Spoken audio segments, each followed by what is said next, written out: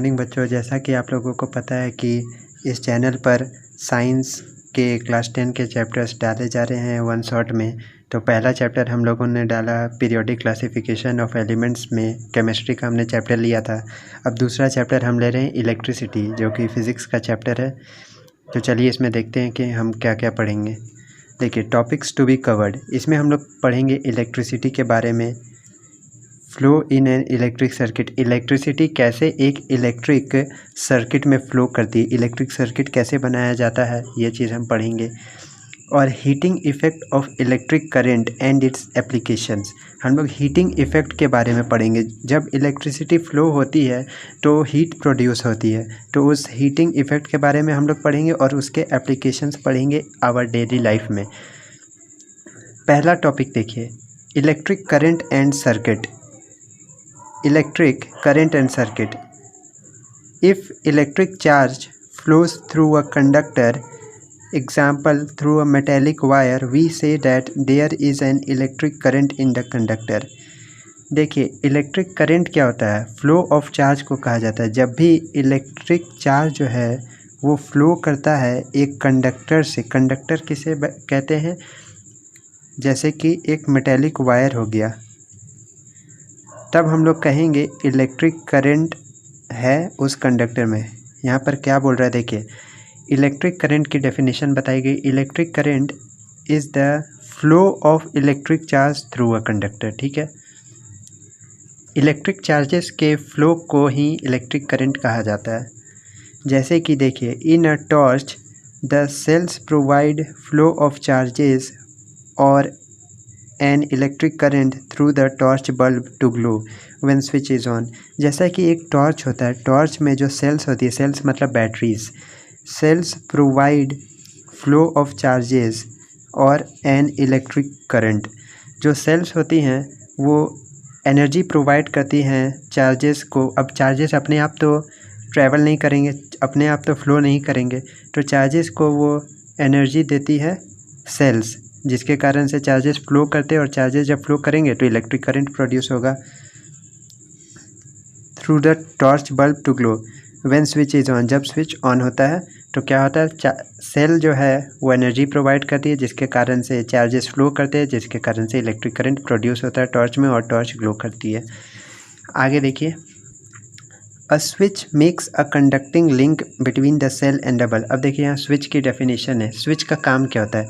जो एक स्विच होता है वो एक कंडक्टिंग लिंक बनाता है between the cell and the bulb.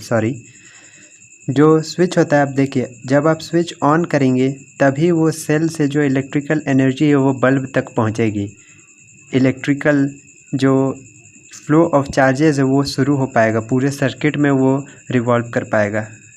अब देखिए, a continuous and closed path of N electric current is called an electric circuit. A continuous and closed path of N electric current is called an electric circuit. ये सब definitions दिए हुए हैं, आप लोग इन्हें थोड़ा अच्छे से देख लीजिएगा। देखिए, एक कंटिन्यूअस और क्लोज्ड पाथ, कंटिन्यूअस और क्लोज्ड पाथ को हम थोड़ा सा आपको समझा देते हैं। ये देखिए, जैसे कि ये हम बनाते हैं यहाँ पर, ये देखिए, ये मान लीजिए ये वायर्स है। इलेक्ट्रिक चार्जेस किस में फ़्लो करेंगे? वायर्स में ही फ़्लो करेंगे, जिनके कारण से इलेक्ट्रिक करंट किस में आता है? वायर्स में ही आता है। अब देखिए, ये की का होता है सिंबल, ये अभी हम आगे आप लोग को पढ़ाएंगे, और ये बैटरीज का सिंबल होता है। तो देखिए, ये जब कंटिन्यूअस है, यहाँ पे ये कंटिन्यूअस है, कहीं पे भी ब्रेक नहीं हुआ है, ये अब ऐसे है मान लीजिए, तो इसमें से करंट फ्लो नहीं होगा। क्यों? क्योंकि यहाँ पर ब्रेक है, यहाँ से इलेक्ट्रिक चार्जेस फ्लो करेंगे, फिर यहाँ से टूट जा रहा है लिंक, लेकिन यहाँ पर लिंक नहीं टूट रहा। वही यहाँ पर बताया भी गया है कि ए continuous and closed path of N electric current is called an electric circuit. Continuous होना चाहिए और पाथ जो है क्लोज्ड होना चाहिए। जब ऐसा होगा और उसमें इलेक्ट्रिक करंट ट्रैवल करता है तो हम उस चीज़ को इलेक्ट्रिक सर्किट कहते हैं। अब आगे देखिए, If the circuit is broken anywhere or switch off, the current stops flowing and bulb does not grow. अब अगर आपने सर्किट को कहीं पर भी ब्रेक किया या फिर स्विच को ऑफ किया तो वो जो कंटिन्यूस पाथ है वो ब्रेक हो जाएगा, जिसके कारण से ये जो करंट है वो स्टॉप हो जाएगा और बल्ब ग्लो करना बंद कर देगा। अब देखिए इलेक्ट्रिक करंट क्या होता है। इलेक्ट्रिक करंट क्या होता है? Amount of charge flowing through a particular area in unit time. Amount of charge, कितना चार्ज ट्रैवल कर रहा है एक पर्टिकुलर एरिया से यूनिट टाइम में, उसको हम लोग कहते हैं इलेक्ट्रिक करंट। इसको हम लोग आगे समझाते हैं। और देखिए इलेक्ट्रिक करंट का एक और डेफिनेशन है rate of flow of electric charges. Rate of flow of electric charges, देखिए जब भी रेट की बात की जाए तो आप समझ जाइएगा कि डिवाइड होगा टाइम से। रेट मतलब डिवाइड होगा टाइम से। देखिए यहाँ पर क्या बता रहा है, electric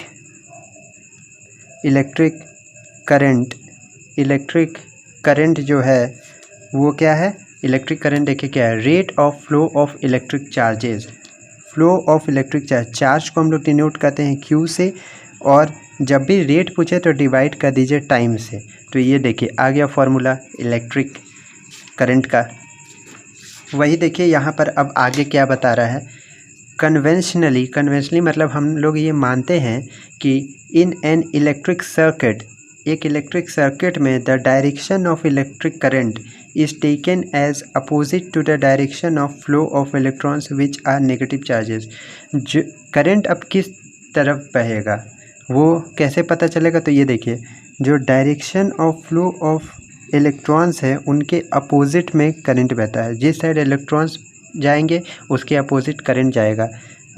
which are negative, electron negative charges होंगे तो हम लोग ऐसा भी कह सकते हैं कि नेगेटिव चार्जेस के अपोजिट करंट बहता है। और ये देखिए फॉर्मूला क्या होता है करंट का, I is equals to Q by T. I denote करता है करंट को, क्यू डिनोट करता है चार्ज को, टी टाइम। आपको सारी वैल्यू SI यूनिट्स में रखनी है। चार्ज की SI यूनिट होती है कूलम्ब, C से डिनोट किया जाता है। I करंट की SI यूनिट होती है एम्पेयर, A से कैपिटल A से डिनोट किया जाता है। तो आपको हर चीज़, और टाइम की तो SI यूनिट आप लोग जानते ही होंगे, जैसे सेकंड। ये आप लोग को कैलकुलेशंस टाइम हर चीज़ की वैल्यू आपको यूनिट आपको ध्यान में रखनी है और सबको SI यूनिट में पुट करना है। अब देखिए एक और फार्मूला होता है चार्ज का। अब ये चार्ज आप कैसे निकालेंगे, इसका एक और फार्मूला होता है Q is equals two plus minus NE। Q is equals two plus minus NE। और यहाँ पर E क्या है, charge on one electron. That is, अब एक चार्ज पर इलेक्ट्रॉन कितना होता है ये आपको याद कर लेना है, 1.6 इंटू 10⁻⁻19 कूलम्ब। प्रोटॉन पर भी इतना ही चार्ज होता है, इलेक्ट्रॉन पर भी इतना ही चार्ज होता है। फ़र्क क्या होता है, इलेक्ट्रॉन पर जो चार्ज होता है वो हम लोग नेगेटिव से डिनोट करते हैं और प्रोटॉन के चार्ज को पॉजिटिव से डिनोट करते हैं। क्योंकि ये इलेक्ट्रिसिटी चैप्टर है तो यहाँ पर प्रोटॉन तो ट्रैवल फ्लो नहीं करेंगे इलेक्ट्रिक सर्किट में इलेक्ट्रॉन से फ्लो करेंगे, जिसके कारण से हम लोग हमेशा E की वैल्यू -1.6 इंटू 10⁻⁻19 कूलम्ब लेंगे। ये देखिए ये आपको Q क्या बताता है, कितने, जहाँ I जो फॉर्मेट है यहाँ पर इलेक्ट्रिक करंट का, इसमें आपको लिखना है इलेक्ट्रिक चार्ज कितने फ्लो किए, चार्ज कितने फ्लो किए। तो अब चार्ज निकालने के लिए ये आपको निकलना है, चार्ज इज इक्वल टू कितने नंबर ऑफ जितने इलेक्ट्रॉन फ्लो करेंगे उतना ही चार्ज फ्लो करेगा। तो इलेक्ट्रॉन फ्लो के लिए ये फॉर्मूला है, that is NE, number of electron कितने और एक इलेक्ट्रॉन पर चार्ज कितना, that is E।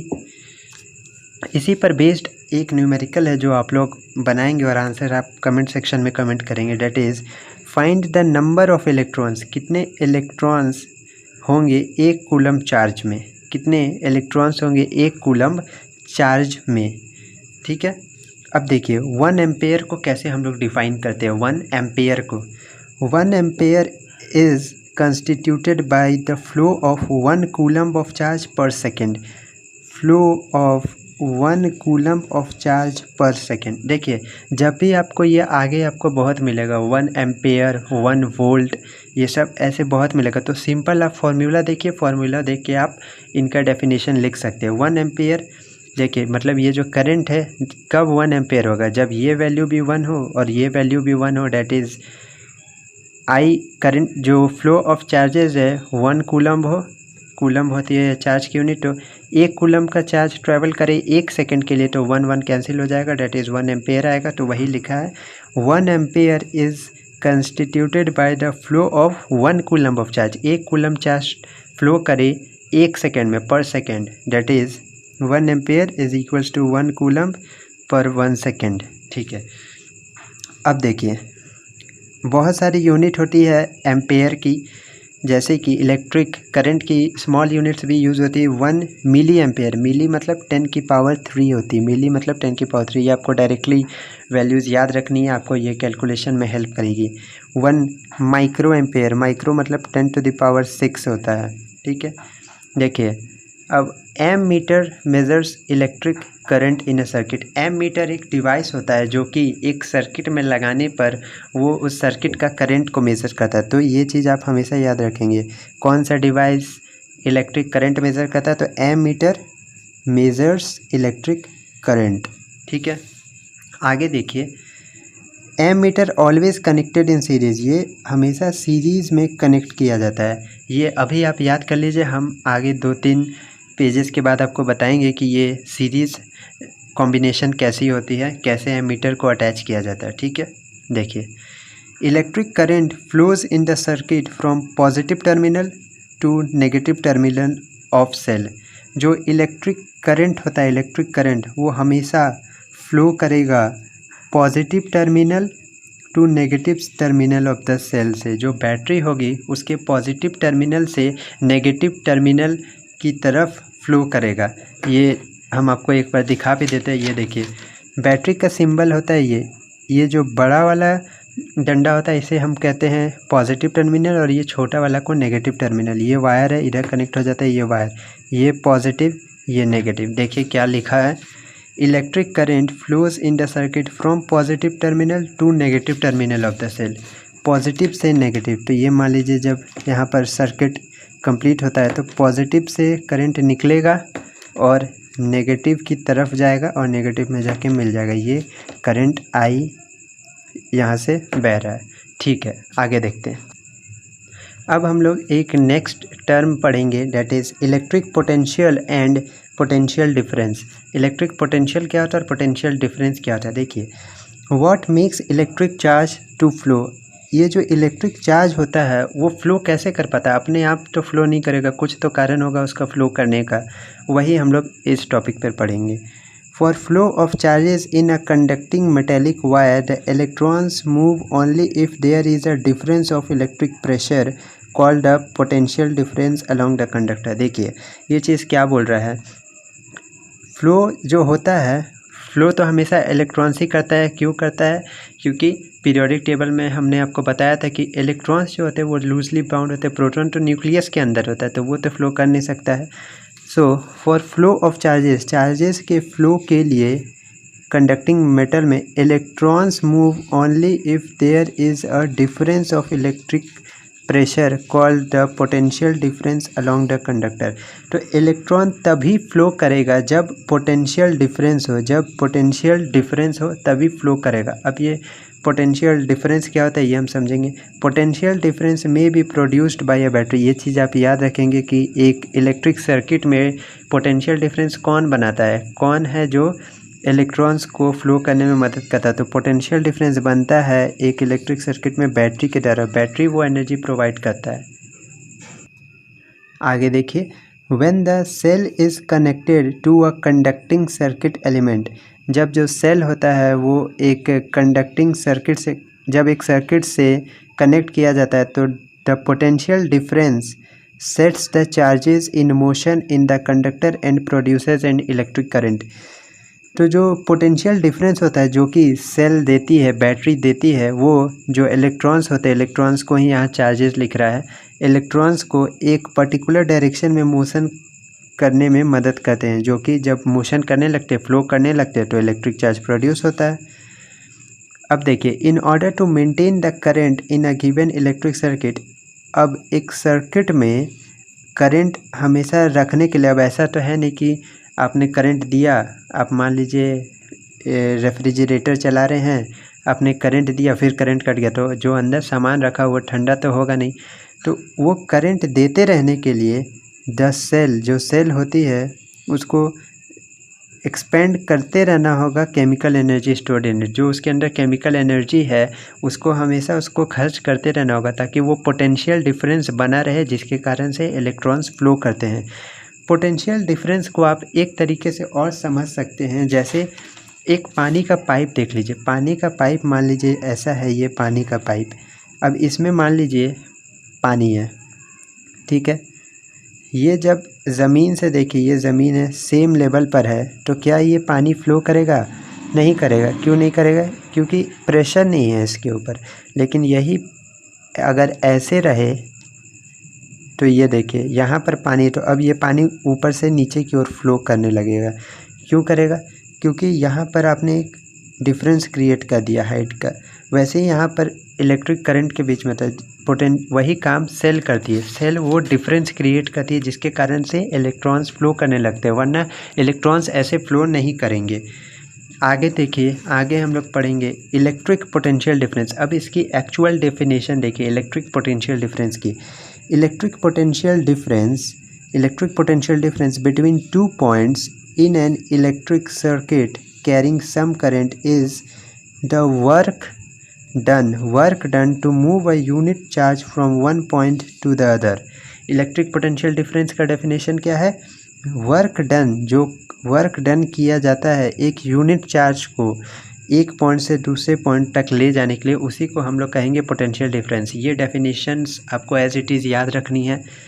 Potential difference देखिए, work done in moving a unit charge, तो देखिए वर्क डन यूनिट चार्ज को मूव करने के लिए कितना वर्क करना पड़ता है, तो वही वर्क डन, जिसको वर्क को हम लोग W से रिप्रेजेंट करते हैं, और चार्ज जिसको हम लोग Q से रिप्रेजेंट करते हैं। पोटेंशियल डिफरेंस को हम लोग V से रिप्रेजेंट करेंगे, तो V is equals to W/Q।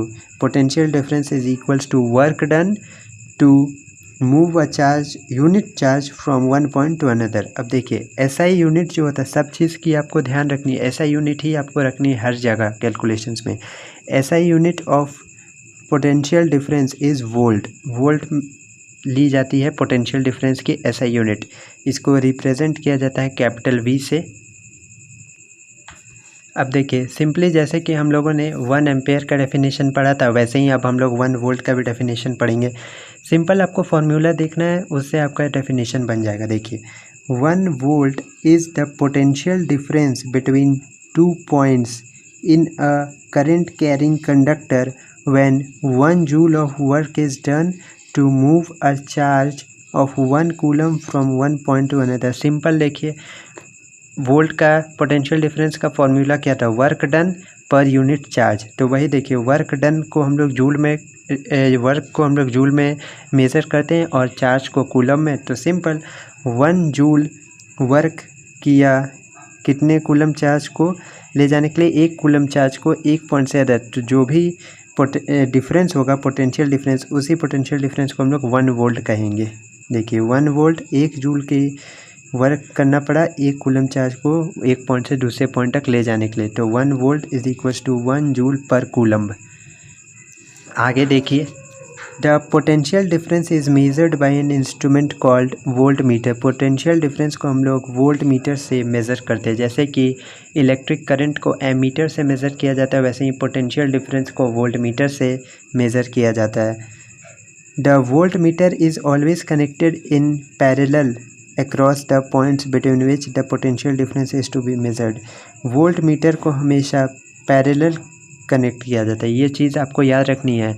M metre को हमेशा सीरीज़ में कनेक्ट किया जाता है और वोल्ट मीटर को हमेशा पैरेलल में कनेक्ट किया जाता है। ये चीज़ हम आपको बताएंगे आगे कि सीरीज़ कॉम्बिनेशन और पैरेलल कॉम्बिनेशन क्या होती हैं और कैसे कनेक्ट किया जाता है। आगे देखिए यहाँ पर एक न्यूमेरिकल दिया हुआ है, इसको आप लोग खुद से सॉल्व कीजिएगा। वीडियो को पॉज करके आंसर दिया हुआ है, लेकिन आप लोग एक बार खुद से ट्राई कीजिएगा। देखिए क्या दिया है, how much energy is given to each coulomb of charge passing through a 6 volt battery. यहाँ पर देखिए हमें क्या क्या दिया हुआ है। देखिए क्वेश्चन हम आपके लिए यहाँ पर दिखा दे रहे हैं। देखिए 6 कूलम, देखिए हाउ मच एनर्जी निकालना। अब देखिए जो एनर्जी होती है एनर्जी और वर्क का यूनिट सेम होता है, डेट इज़ जूल। तो आप या तो वर्क निकालिए या तो एनर्जी निकालिए, सेम बात होगी। देखिए अब हमारे पास दिया क्या है, 6 वोल्ट की बैटरी दी है, तो यहाँ पे हम लिख लेंगे। देखिए पोटेंशियल डिफरेंस कितना दिया हुआ है, 6 वोल्ट दिया हुआ है, 6 वोल्ट दिया हुआ है। आगे देखिए क्या दिया हुआ, और passing through a 6, how much energy each coulomb, एक कूलम का चार्ज दिया हुआ है। तो चार्ज जो है डेट इज़ क्यू, वो है 1 कूलम का। पूछा क्या है हमसे, how much energy is given to each coulomb of charge. तो हमने आपको बताया कि आप एनर्जी निकालिए या वर्क निकालिए, सेम बात है, क्योंकि दोनों की यूनिट जूल होती हैं। तो देखिए वर्क का तो अभी हमने फार्मूला पढ़ा, V potential difference is equals to work done per unit charge. तो यहाँ से वर्क का फॉर्मूला आ जाएगा पोटेंशियल डिफरेंस इनटू चार्ज। ये हमें दिया पोटेंशियल डिफरेंस 6 वोल्ट। वोल्ट हमेशा यूनिट के साथ कैलकुलेशन कीजिए, ऐसा यूनिट के साथ 6 वोल्ट। चार्ज है 1 कूलम, तो ये आ जाता है 6 वोल्ट कूलम, जिसको कि हम लोग लिख सकते हैं 6 joule.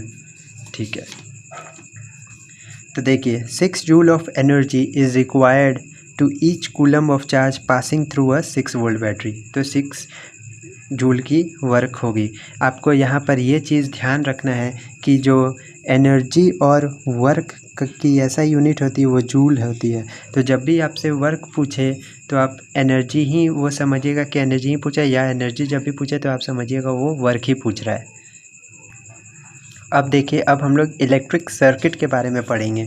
Electric circuit, symbols of some commonly used components in electric circuit diagrams. अब जो सिंबल्स यूज़ किए जाएंगे जो कि हम लोग आगे करेंगे, तो कैसे वो सिंबल यूज़ होते हैं। देखिए इलेक्ट्रिक सेल, जब भी आपको एक सेल बनानी है, सेल मतलब एक जो बैटरी होती है ना, बैटरी वो 3-4 सेल को मिलके बनती है। एक सेल उसका एक कंपोनेंट होता है। तो एक सेल को देखिए कैसे रिप्रेजेंट किया जाता है। एक बड़ा डंडा दीजिए, एक छोटा डंडा दीजिए, दोनों साइड से ये वायर्स निकाल दीजिए। जो बड़ा डंडा होगा वो पॉजिटिव कहलाता है टर्मिनल, और जो छोटा वाला होता है उसे हम नेगेटिव टर्मिनल कहते हैं। ठीक है, सेकंड देखिए बैटरी क्या होती है, कॉम्बिनेशन ऑफ सेल्स। तो अब देखिए सेल्स को इसी चीज़ को कंबाइन कर दीजिए, ये पॉजिटिव नेगेटिव कंबाइन हो गया, ये नेगेटिव उसके पॉजिटिव से कंबाइन हुआ, ये नेगेटिव तीसरे के पॉजिटिव से कंबाइन हुआ, और बस। तो ये लास्ट में ये पॉजिटिव रहेगा, ये नेगेटिव रहेगा, बस ये बैटरी कॉम्बिनेशन हो गया सेल्स का, जिसको हम लोग बैटरी कहते हैं। अब प्लग की और स्विच ओपन और क्लोज ध्यान रखिएगा। ओपन मतलब ऑफ है, ओपन मतलब ऑफ है। ये देखिए जब ऑफ होगा तो आप ये 2 ब्रैकेट बीच में वायर निकल जाइएगा साइड से, बीच में जगह खाली रखनी है। जगह खाली है मतलब ओपन है मतलब उसमें से अभी करंट फ्लो नहीं कर रहा है, ऑफ है। अब देखिए प्लग की उसी को ही बोलते हैं, स्विच को ही की बोलते हैं, प्लग की बोलते हैं। तो प्लग की और स्विच क्लोज्ड। अब देखिए क्लोज्ड है मतलब इसमें से इलेक्ट्रिक करंट फ्लो कर रहा है। तो फ्लो करेगा तो आप क्या कीजिएगा, 2 ब्रैकेट जो स्विच का था बीच में बस एक डॉट दे दीजिएगा। ये डॉट का मतलब इलेक्ट्रिक करंट फ्लो कर रहा है, स्विच क्लोज्ड है। वायर जॉइंट, कहीं भी वायर जॉइंट होगा तो क्या कीजिएगा, ये वायर देखिए ऊपर गया है और ये साइड से वायर है, मान लीजिए वायर जॉइंट है, तो बीच में बस आप एक डॉट दीजिएगा जहाँ वायर जॉइंट हुआ है। वायर्स क्रॉसिंग विथआउट जॉइनिंग, अगर वायर बिना जॉइनिंग के ही क्रॉस हो तो सिंपल एक वायर देखिए इधर सीधा चला गया है, एक वायर ऊपर से नीचे जा रहा है, तो आप इसको ऐसे करके दिखा दीजिएगा, ऐसे राउंड करके नीचे गया है। पॉइंट नहीं दीजिएगा, पॉइंट देने का मतलब वायर वहाँ जॉइंट हुआ है। इलेक्ट्रिक बल्ब का ये देख लीजिए सिंबल ऐसा होता है। इसी के तरह रेजिस्टर्स होता है, ये अभी हम आगे पढ़ाएंगे रेजिस्टर क्या होता है, कैसे काम करता है। रेजिस्टर ऑफ रेजिस्टेंस आर, इसको हम लोग ऐसे रिप्रेजेंट करते हैं, ये जिगजैग मैनर से, और साइड से 2 वायर्स निकल देते हैं। वेरिएबल रेजिस्टेंस और रियोस्टैट, इसको भी वेरिएबल रेजिस्टेंस, ये सारे पार्ट हम आपको रेजिस्टेंस में बताएंगे, इनका फंक्शन क्या होता है, कैसे काम करते हैं। वेरिएबल रेजिस्टेंस और रियोस्टैट में क्या होता है, ये रेजिस्टेंस ही बनाना, बीच में एक एरो को दे देना या ऊपर से। एम मीटर देखिए, एम मीटर जो हम बताए थे किस काम में आता है। एम मीटर काम आता है इलेक्ट्रिक करंट को मेज़र करने में। कैसे जोड़ा जाता है एक सर्किट में, सीरीज में। अब देखिए एम मीटर, ए लिख दीजिएगा एक सर्कल बना के, एक पॉजिटिव टर्मिनल एक negative terminal. Similarly volt meter, एक वी लिख लीजिएगा सर्कल में, एक पॉजिटिव टर्मिनल एक नेगेटिव टर्मिनल। ये सब देखिए, ये जो सिंबल्स है ये आपको याद होने चाहिए, ये आपको सर्किट्स बनाते बनाते आपको याद हो जाएंगे, इनकी प्रैक्टिस भी कर लीजिएगा। देखिए यहाँ पर मैंने स्टार मार्क कर दिए हैं किन्हीं किन्हीं सिंबल्स के आगे में, ये सब तो बहुत इंपॉर्टेंट है, इनका आपको आना ही चाहिए सिंबल बनाना। ओके, चलिए हम लोग अब आगे बढ़ते हैं। देखिए यहाँ पर हम आप लोगों के लिए एक इलेक्ट्रिक सर्किट बना दिए। यही इलेक्ट्रिक सर्किट हमें ओहम्स लॉ जो कि हम आगे पढ़ेंगे उसमें भी काम देगा। देखिए ये कनेक्टिंग वायर्स है, ये जो ऐसे लाइन से रिप्रेजेंट किए ये कनेक्टिंग वायर है। ये देखिए यहाँ पर की है, की अभी क्या है, क्लोज्ड है। क्लोज्ड है मतलब यहाँ पे करंट बह रहा है।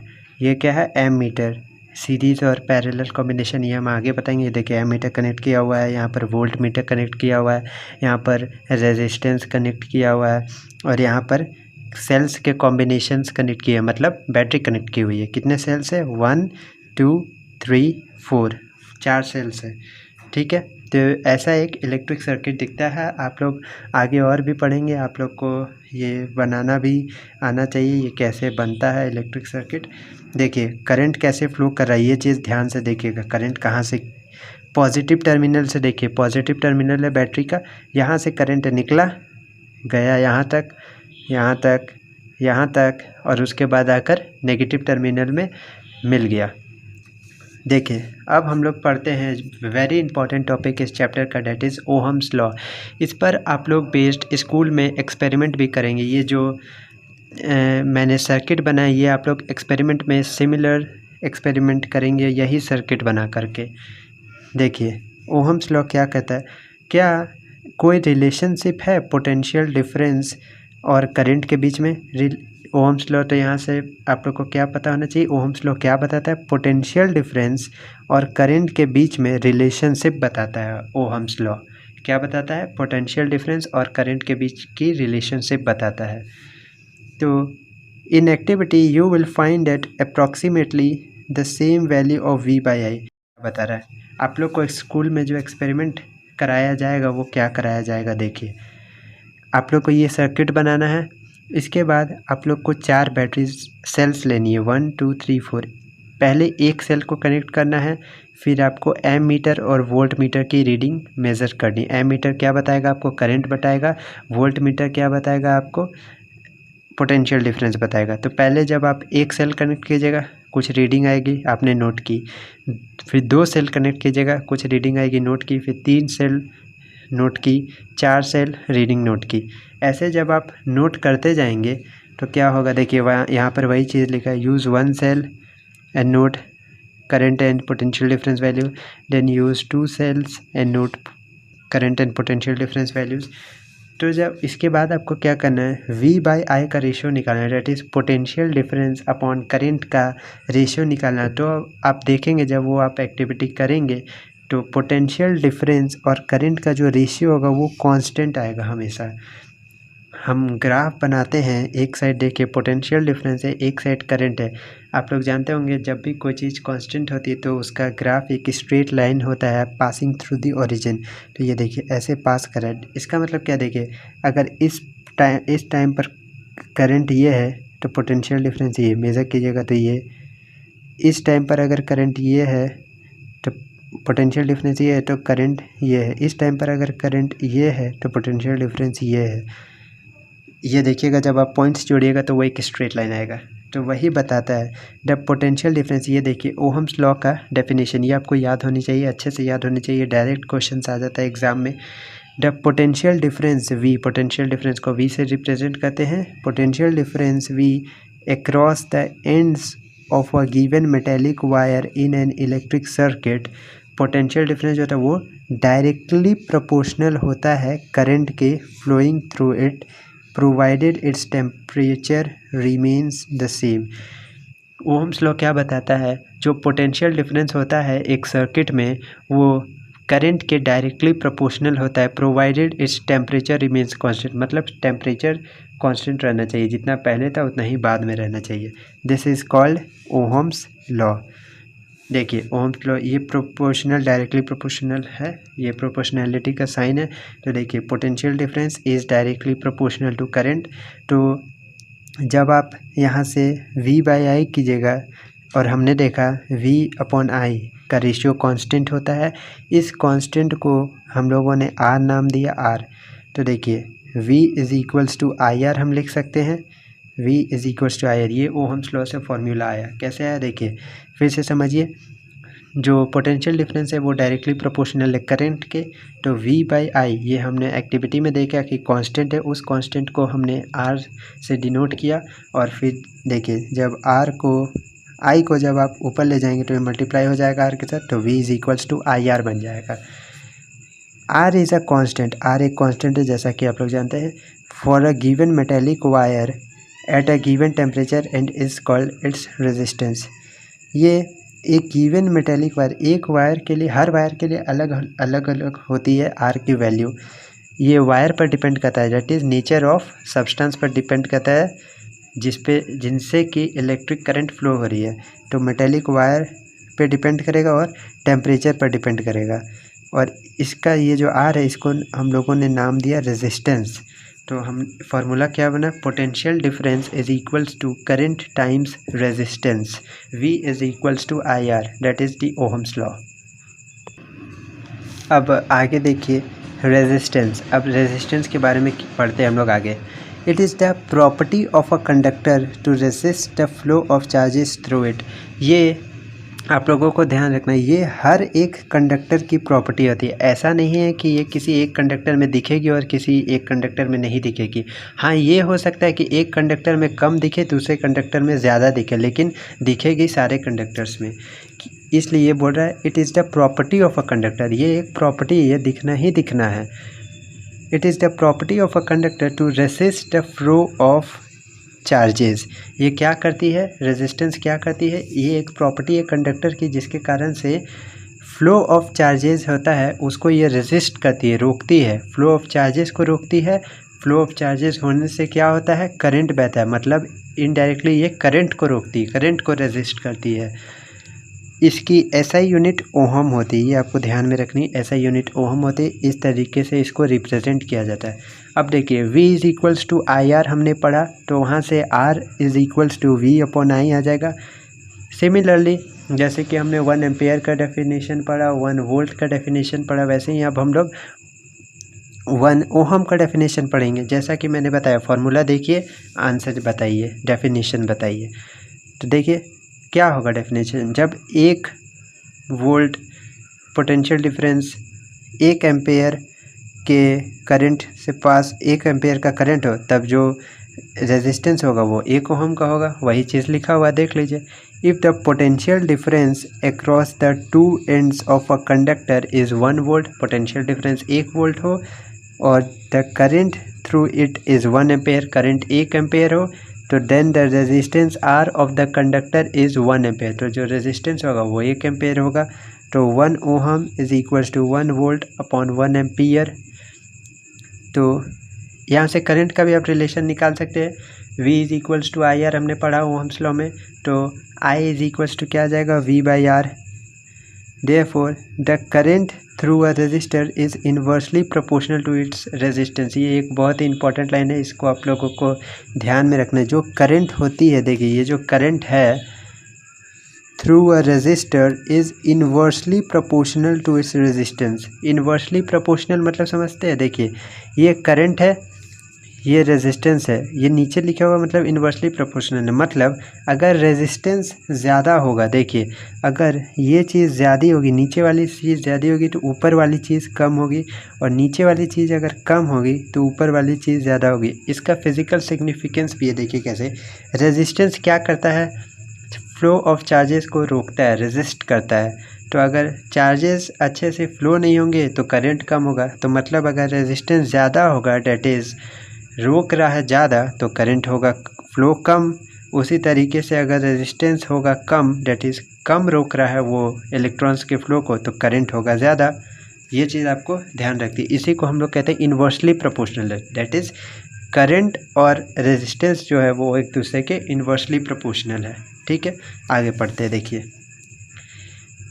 A component used to regulate current without changing the voltage source is called variable resistance। अब देखिए वैसा कंपोनेंट जो कि करंट को रेगुलेट करता है without changing the voltage source is called variable resistance. हमने वेरिएबल रेजिस्टेंस का सिंबल पढ़ा था ना रियोस्टेट का, वो इसी को बोलते हैं, जो कि करंट को चेंज करे पोटेंशियल डिफरेंस को कांस्टेंट रखते हुए। वैसे डिवाइस को हम लोग बोलते हैं वेरिएबल रेजिस्टेंस या रियोस्टेट बोलते हैं। देखिए इसको आप कांस्टेंट कर दीजिएगा तो आई इन्वर्सली प्रोपोर्शनल हो जाएगा आर के, तो आर चेंज तो आई चेंज, ये कांस्टेंट रह गया। तो देखिए in an electric circuit a device called rheostat is often used to change the resistance in the circuit.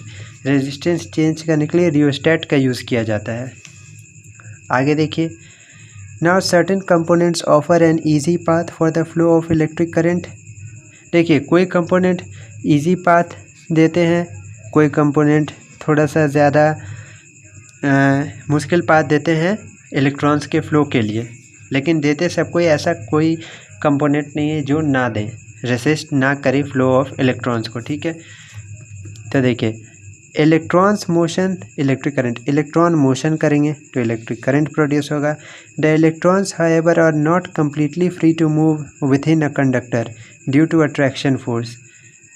Completely free नहीं होते इलेक्ट्रॉन्स अट्रैक्शन फोर्स के कारण मूव करने से। अट्रैक्शन फोर्स कहाँ से है, ये चीज़ आप लोग पीरियोडिक टेबल में पढ़ाए थे। अट्रैक्शन फोर्स जो कि इलेक्ट्रॉन्स न्यूक्लियस की ओर खींचता है। क्यों, देखिए ये मान लीजिए एटम है, ये यहाँ पर इसका न्यूक्लियस है, यहाँ पर इलेक्ट्रॉन रिवॉल्व कर रहा है, न्यूक्लियस पर होता है पॉजिटिव चार्ज, क्यों, प्रोटॉन होता है, पॉजिटिव नेगेटिव अट्रैक्ट करेंगे तो ये इलेक्ट्रॉन्स को ईजिली मूव करने नहीं देगा। दस motion of electrons through a conductor is retarded bye its resistance. तो वही इसी चीज़ को रेजिस्टेंस बोला जाता है, यही रेसिस्ट कर रहा है ना इलेक्ट्रॉन्स को मूव करने से, तो वही the motion of electrons through a conductor is retarded bye its resistance. अब आगे देखिए कंडक्टर और इंसुलेटर के बारे में अब पढ़ेंगे। अब कंडक्टर इंसुलेटर देखिए किन्हें कहते हैं। अ component of a given size that offers low resistance is a good conductor. हम देखिए पहले ही आप लोगों को बता चुके हैं, कोई भी मटेरियल हो वो रेजिस्ट ज़रूर करेगा फ्लो ऑफ इलेक्ट्रॉन्स को, बस यही अंतर होगा, कोई कम करेगा कोई ज़्यादा करेगा। देखिए जो कम रेजिस्टेंस देता है उसे हम कंडक्टर कहते हैं, और जो ज़्यादा रेजिस्टेंस देता है उसे हम इंसुलेटर कहते हैं। जो बहुत ही कम रेजिस्टेंस दे उसे हम गुड कंडक्टर कहेंगे। आगे देखिए, a conductor having some appreciable resistance is called a resistor. देखिए वैसा कंडक्टर जिसमें कुछ एप्रिशिएबल रेजिस्टेंस हो, जैसे कुछ मतलब पता चलने भर रेजिस्टेंस हो, उसे हम कहेंगे कि वो एक रेजिस्टर है, रेजिस्टेंस का काम कर रहा है वो। और a component of identical size that offers higher resistance, जो बहुत ही हाई रेजिस्टेंस ऑफर करे उसे हम कह देंगे वो पुअर कंडक्टर है। पुअर कंडक्टर मतलब क्या, कंडक्ट करना, क्या कंडक्ट करना, इलेक्ट्रिसिटी कंडक्ट करना। तो जो हाई रेजिस्टेंस दे मतलब फ्लो ऑफ चार्जेस को ज़्यादा रोके वो पुअर कंडक्टर है, तो वो क्या हो जाएगा, इंसुलेटर हो जाएगा। An insulator of the same size offers even higher resistance, जो बहुत ज़्यादा रेजिस्टेंस देगा उसे हम इंसुलेटर कह देंगे। अब देखिए factors on which resistance of a conductor depends. अब रेजिस्टेंस जो है वो किन किन फैक्टर्स पर डिपेंड करता है, क्या चेंज करेंगे तो रेजिस्टेंस चेंज हो जाएगा, वो चीज़ अब हम देखेंगे। ये फिर से आप लोगों को इस पर लैब में एक्सपेरिमेंट करा जाएगा स्कूल में, उसमें आप लोग देखेंगे कि we observe from the experiment that resistance of a conductor depends on its length पर डिपेंड करेगा, एरिया ऑफ क्रॉस सेक्शन पर डिपेंड करेगा, और नेचर ऑफ मटेरियल पर डिपेंड करेगा। तीन चीज़ों पर डिपेंड करेगा। देखिए आर इज, ये हमने देखा कि जो आर है वो लेंथ के जो तार होगी, तार की जो लंबाई होगी, जो वायर की लंबाई होगी, रेजिस्टेंस उसके डायरेक्टली प्रोपोर्शनल है। जो क्रॉस सेक्शन एरिया होगा रेजिस्टेंस उसके इन्वर्सली प्रोपोर्शनल है। यहाँ से फॉर्मूला बन जाएगा, देखिए रेजिस्टेंस जो है डायरेक्टली प्रोपोर्शनल है एल के, इन्वर्सली प्रोपोर्शनल है एरिया के। तो ये प्रोपोर्शनलिटी कांस्टेंट को हटाने के लिए एक यहाँ पर कांस्टेंट आता है जिसको कि हम लोग रो नाम देते हैं। तो आर का फॉर्मूला क्या हो जाएगा, रेजिस्टेंस का फॉर्मूला क्या हो जाएगा, resistance is equals to rho L by A, where ये रो होता है, rho is called proportionality and is called the electrical resistivity of the material of the conductor। Electrical resistivity इसका नाम होता है रो का। ये देखिए ये तीसरी चीज़ जो है ना, नेचर ऑफ मटेरियल, ये रो हर मटेरियल का डिफाइन होता है। एक देखिए लेंथ पर डिपेंड करता है रेजिस्टेंस, तो एल लिख दिया। एरिया ऑफ क्रॉस सेक्शन पर डिपेंड करता है, कैसे डिपेंड करता है, इन्वर्सली प्रोपोर्शनल है, उस वो लिख दिया, फॉर्मूला बना। नेचर ऑफ मटेरियल, तो यहाँ पर रो लिख दिया, वो नेचर ऑफ मटेरियल, हर एक मटेरियल का अलग अलग रो होता है। रो क्या होता है, electrical resistivity of the material. आगे देखिए resistance is equals to rho L by A, तो यहाँ से रो आ जाएगा R A upon L. Rho की यूनिट देखिए, रेजिस्टेंस की यूनिट होती है ओहम, एरिया की यूनिट क्या होती है मीटर स्क्वायर, लेंथ की यूनिट होती है मीटर, मीटर से 1 मीटर कट गया तो आ जाएगा ओहम मीटर। तो रेजिस्टिविटी की यूनिट क्या आ जाएगी, ओहम मीटर। तो देखिए ohm meter is the SI unit of resistivity, resistivity की एसआई यूनिट क्या हो जाएगी, ओहम मीटर। अब देखिए metal and alloys have very low resistivity of the order 10 to the power 8 ohm meter to 10 to the power -6 ohm meter। they are good conductors। अब देखिए metals को हम लोग गुड कंडक्टर्स क्यों कहते हैं, गुड कंडक्टर्स मतलब जो इलेक्ट्रिसिटी को फ्लो करने में आसानी से फ्लो करने दें और उसमें रेजिस्टेंस कम से कम हो। तो देखिए मेटल जो होती है जैसे कि आयरन, ये सब बोला जाता है ना कि आयरन को कभी भी स्विच बोर्ड में मत डालिए, क्यों, क्योंकि वो रेजिस्टेंस उसका लो है, रेजिस्टेंस लो है तो मतलब इलेक्ट्रिसिटी को बहुत ही अच्छे तरीके से फ्लो करने देगा, तो वो इलेक्ट्रिसिटी आपके शरीर में आ सकती है, इसलिए मना किया जाता है। सिमिलरली देखिए insulators like rubber and glass having resistivity of the order 10 to the power 12 to 10 to the power 17 ohm meter. ये वैल्यूज़ आपको याद नहीं करनी, ये बस एक एग्जांपल है दिखाने के लिए। देखिए इनकी रेजिस्टिविटी की वैल्यू हाई होती है, रेजिस्टिविटी ज़्यादा मतलब रेजिस्टेंस ज़्यादा मतलब करंट कम। इसीलिए बोला जाता है कि जब भी इलेक्ट्रिसिटी से रिलेटेड कोई भी काम करे तो रबर्स के ग्लव्स ज़रूर पहन लें, क्यों, क्योंकि वो एक इंसुलेटर है। देखिए both the resistance and resistivity of a material very with temperature, ये बहुत ही इंपॉर्टेंट चीज़ है। रेजिस्टेंस और रेजिस्टिविटी होती है वो टेम्परेचर से वेरी कर जाती है, टेम्परेचर बढ़ेगा तो इन पर भी इफ़ेक्ट आएगा और टेम्परेचर घटेगा तो इन पर भी इफ़ेक्ट आता है। आगे देखिए resistivity of an alloy is generally higher than that of its constituent metal. Alloys क्या होते हैं, एलॉयज़ मेटल और डिफरेंट टाइप्स ऑफ मेटल्स को मिला करके एलॉयज़ बनाए जाते हैं, मेटल्स और नॉन मेटल्स या मेटल और मेटल मिला करके एलॉय बनाए जाते हैं डिफरेंट मेटल्स के।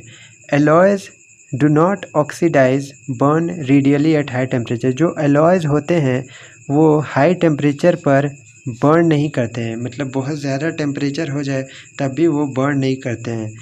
फॉर दिस रीज़न, इसी कारण से they are commonly used in electric heating devices like iron, toasters etc. इसी कारण से देखिएगा जो इलेक्ट्रिक हीटिंग डिवाइसेस है, डेट इज़ जैसे मान लीजिए आपके घर में वो पुराने ज़माने वाला जो येलो बल्ब आता था, वो देखिएगा उसके अंदर एक फिलामेंट होता था, वो टंगस्टन मटेरियल का बना होता है। तो टंगस्टन की जो टेम्परेचर मेल्टिंग पॉइंट है वो काफ़ी हाई है, जिसके कारण से वो टूटता नहीं है और वो एक हीटिंग इफेक्ट देता है। देखते हैं ना बल्ब गर्म हो जाता है कुछ देर जलने के बाद, तो वही चीज़, इसी कारण से एलॉयज़ को यूज़ किया जाता है। क्यों, क्योंकि उनकी मेल्टिंग पॉइंट काफ़ी हाई होती है। देखिए लिखा भी हुआ है tungsten is used filaments of electric bulb, tungsten material का वो बना होता है फिलामेंट्स इलेक्ट्रिक बल्ब में। Copper and aluminium electrical transmission line, copper और एल्यूमिनियम जो है इलेक्ट्रिकल ट्रांसमिशन लाइंस में यूज़ होती है। इलेक्ट्रिकल ट्रांसमिशन लाइंस मतलब जो इलेक्ट्रिसिटी को एक जगह से, जो वायर्स होते हैं हमें इलेक्ट्रिसिटी के, हमारे घर तक जो वायर्स आते हैं इलेक्ट्रिसिटी लेके वो देखेगा। जनरली कॉपर या एल्यूमिनियम का होता है, अब तो एल्यूमिनियम के होते, पहले कॉपर के होते थे। यहाँ देखिए कुछ मटेरियल दिए गए हैं, उनकी रेजिस्टिविटी दी है। देखिए जैसे सिल्वर, ये हाईएस्ट कंडक्टर है, हाईएस्ट कंडक्टेंस देता है इलेक्ट्रिसिटी को, मतलब इसकी रेजिस्टिविटी कम होगी तभी तो ये कंडक्टेंस ज़्यादा देता है। दैट इज़ करंट बहुत ही ईजिली फ्लो होती है सिल्वर के वायर से। देखिए रेजिस्टिविटी ये सबसे कम है। आपको इनकी वैल्यू याद नहीं रखने की ज़रूरत नहीं, बस आप ये याद रखिएगा कि सिल्वर सबसे ज़्यादा कंडक्टेंस देता है इलेक्ट्रिसिटी को। अब देखिए, अब आप बोलेगा तो सिल्वर के तार ही क्यों नहीं लगा देते हैं हम लोग, जब ये सबसे ज़्यादा आसानी से फ़्लो करने देता है इलेक्ट्रिक चार्जेस को। तो देखिए अगर आप सिल्वर के तार लगा देंगे तो चोर डकैत ये सब आपके जो है ये तार चुरा सकते हैं, और काफ़ी महंगा होता है ये सिल्वर का तार। और इतना हमारा कंट्री बड़ा है कि हर जगह अब आप सिल्वर के तार नहीं लगा सकते। सिल्वर की वायर में काफ़ी कॉस्टिंग आएगी गवर्नमेंट को। सेकेंड देखिए कॉपर है, उसी तरह एल्युमिनियम, तो हमने एल्युमिनियम लगाया। कॉपर भी थोड़ा सा महंगा पड़ जाता है, एल्युमिनियम थोड़ा सस्ता पड़ता है। उसके बाद देखिए टंगस्टन, इसीलिए हम लोग इसका यूज़ करते हैं। क्यों? क्योंकि इनकी इलेक्ट्रिकल रेजिस्टिविटी जो है वो कम है, जिसके कारण से इनकी इलेक्ट्रिकल कंडक्टिविटी ज़्यादा होती है। अब आगे देखिए, जैसे कि हम लोगों ने कंडक्टर्स पढ़ा, उसी तरीके से सेकेंड आते हैं एलॉयज़। एलॉयज़ देखिए किन्हें कहते हैं, ये मेटल्स प्लस नॉन मेटल्स मिला के बनते हैं या मेटल प्लस मेटल्स मिला के बनते हैं। जैसे पहला एलॉय दिया है कॉन्स्टेंटिन, ये देखिए इनकी जो इलेक्ट्रिकल रेजिस्टिविटी होती है वो मेटल दैट इज़ कंडक्टर और इंसुलेटर के बीच की होती है। या तो ये ना ज़्यादा रोकते हैं ना ज़्यादा कम रखते हैं इलेक्ट्रॉन्स के फ्लो को। देखिए आपको ये नेम याद रखना है कि कॉन्स्टेंटिन किन किन मेटल से मिल कर के बना है। तो ये देखिए ये कॉपर और निकल से मिल के बना है। फिर आता है सेकंड मैंगनीज, ये एलॉय किन से मिल के बना है, कॉपर, मैग्नीज और निकल से। थर्ड आता है देखिए क्रोमियम, नाइक्रोम, ये किन से मिल के बना है, निकल, क्रोमियम, मैग्नीज और आयरन से मिल कर के बना है। ये सब आपको ध्यान में रखना है कि ये किन से मिल कर के बना है। आपको ये तीनों एलॉयज़ के नाम याद होने चाहिए और ये किन किन से मिलकर बने हैं ये याद होने चाहिए। लास्ट में देखिए आते हैं इंसुलेटर्स की। देखिए इलेक्ट्रिकल रेजिस्टिविटी सबसे ज़्यादा होती है 10 की पावर 13 से लेकर के 10 की पावर 16 तक। तो इनकी इलेक्ट्रिकल कंडक्टिविटी काफ़ी कम होती है, जिनके कारण से इनमें से इलेक्ट्रिसिटी पास नहीं हो पाती है। इसका एग्जांपल देखिए हार्ड रबर, इसीलिए कहा जाता है कि इलेक्ट्रिसिटी का काम करते वक्त इलेक्ट्रिशियन रबर का ग्लव्स का उपयोग करे, क्योंकि वो एक इंसुलेटर होता है, इलेक्ट्रिसिटी पास नहीं होने देता है। आगे देखिए एक क्वेश्चन है यहाँ पर, रेजिस्टेंस। देखिए पढ़िए क्वेश्चन क्या है, resistance of a metal wire of length 1 metre, length दी है 1 मीटर, यूनिट ध्यान में रखिएगा मीटर में है, इज़ 26 ओम। ठीक है, दोनों अभी तक ऐसा यूनिट में चल रही है, at 20 degree Celsius. If the diameter of the wire, ध्यान रखिएगा ये डायामीटर दिया है, if the diameter of the wire is 0.3 millimetre, what will be the resistivity पूछा है of the metal at the same temperature. देखिए टेम्परेचर सेम है, मतलब कि रेजिस्टिविटी और रेजिस्टेंस चेंज नहीं होगा, तो आप टेम्परेचर को यहाँ पर नेगलेक्ट कर सकते हैं। देखिए पहले तो आपको क्या ध्यान रखना, ऑलवेज चेक यूनिट। देखिए यूनिट आपको हमेशा चेक करना है। देखिए यहाँ पर 0.3 mm दिया है वायर का डायमीटर, लेकिन हम ऐसा यूनिट क्या होती है, मीटर, तो हमें मीटर में लेना है। और अगर दूसरी यूनिट में दिया तो आप कन्वर्ट कीजिएगा, कन्वर्ट इनटू SI यूनिट। ठीक है, इसे आप वीडियो पॉज करके बनाएं, उसके बाद फिर देखें कैसे बनता है। देखिए हम बना के दिखा देते हैं आपको एक बार। क्वेश्चन देखिए क्या दिया हुआ है, लेंथ दी हुई है आपको 1 मीटर। देखिए लेंथ दी है आपको 1 मीटर, रेजिस्टेंस जो है वो आपको दिया हुआ है 26 ओम, डायामीटर दिया है आपको 0.3 मिलीमीटर। इसको जब आप मीटर में कीजिएगा तो ये कुछ आ जाएगा 3 × 10⁻⁻⁴ मीटर। ठीक है, अब ये डायामीटर दिया, आपको निकालना है रेडियस, तो रेडियस इसका आधा हो जाएगा radius is equals to 3/2 into 10⁻⁻4 metre. ठीक है, देखिए ओहम्स लॉ ये रेजिस्टिविटी का फॉर्मूला क्या था, R is equals to rho L by A क्या है, वायर का एरिया का क्रॉस सेक्शन। अब वायर कैसा होता है, देखिए वायर एक सर्कल होता है, ऐसा ही ना होता है ये वायर, ये देखिए ऐसे करके एक वायर जाता है, वायर ऐसे, तो ये इसका एरिया पूछ रहा है। ये एक सर्कल है, तो सर्कल का ऑफ रेडियस आर, तो इसका एरिया कैसे लिखा जाता है सर्कल का, पाई आर स्क्वायर, वैसे ही लिखेंगे हम लोग भी। तो resistivity is equals to resistance into area of cross section divided by length. Resistance क्या है 26 ohm, area of cross section pi, r की वैल्यू 3/2 इंटू 10⁻⁻4 का स्क्वायर और डिवाइडेड बाय लेंथ। लेंथ क्या है, देखिए लेंथ है 1 मीटर। जब आप इसको सिंप्लीफाई कर लेंगे तो ये देखिए सब कुछ वैसे ही है। देखिए 26 ओहम, पाई की वैल्यू 3.14 लिख दिया, 3/2 इंटू 10⁻⁻4, रेडियस का स्क्वायर है इसलिए एक बार और। जब आप इसको सिंप्लीफाई कर देंगे तो जो वैल्यू आएगी सिंप्लीफाई करने के बाद वो होगी रो की 1.84 इंटू 10⁻⁻6 ओहम मीटर। ठीक है, इन सारे क्वेश्चंस को आप एक बार खुद से सॉल्व करिएगा। देखिए नेक्स्ट क्वेश्चन एक और क्या है, देखिए a wire of a given material, एक गिवन मटेरियल है, ठीक है, मतलब गिवन मटेरियल है मतलब एक ही मटेरियल का वायर है, मतलब उसकी रेजिस्टेंस चेंज नहीं होगी और रेजिस्टिविटी चेंज नहीं होगी, क्योंकि हर एक वायर का रेजिस्टेंस अलग अलग होता है, रेजिस्टिविटी अलग अलग होती है। तो एक ही वायर है तो रेजिस्टेंस भी सेम होगा, रेजिस्टिविटी भी सेम होगा। हैविंग लेंथ एल, लेंथ देखिए एल दी हुई है और area of cross section A दिया हुआ है, ठीक है। Has a resistance 4 ohm, 4 ohm का रेजिस्टेंस है।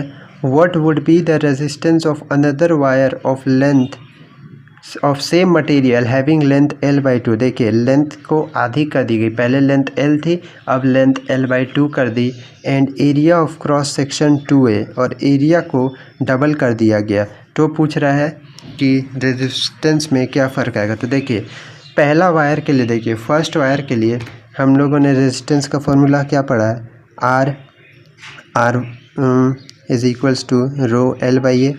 तो पहले वायर के लिए तो रेजिस्टेंसेस को 1 नाम दे देते हैं। तो देखिए एरिया यहाँ पे होता है लेंथ, लेंथ क्या हुआ दी हुई है पहले वायर के लिए एल लिखा, एरिया ऑफ क्रॉस सेक्शन क्या दिया हुआ है ए लिखा, और ये इसकी वैल्यू कितनी है 4 ओहम।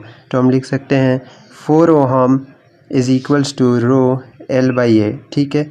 अब दूसरे वायर की बात करते हैं। दूसरे वायर के लिए रो तो सेम होगा, क्योंकि एक ही मटेरियल है, ठीक है।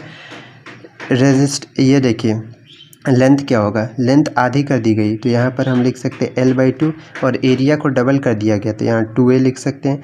ये जब आप करेंगे तो यहाँ पे आ जाएगा r2 is equals to rho l/a upon में 4, ठीक है, रो l/a अपॉन में 4। अब ये देखिए रो l/a की वैल्यू 4 ओम है, रो l/a की वैल्यू 4 ओम है, तो आप लिख सकते हैं R2 is equals to 4 ohm upon में ये 4, that is R2 is equals to 1 ohm.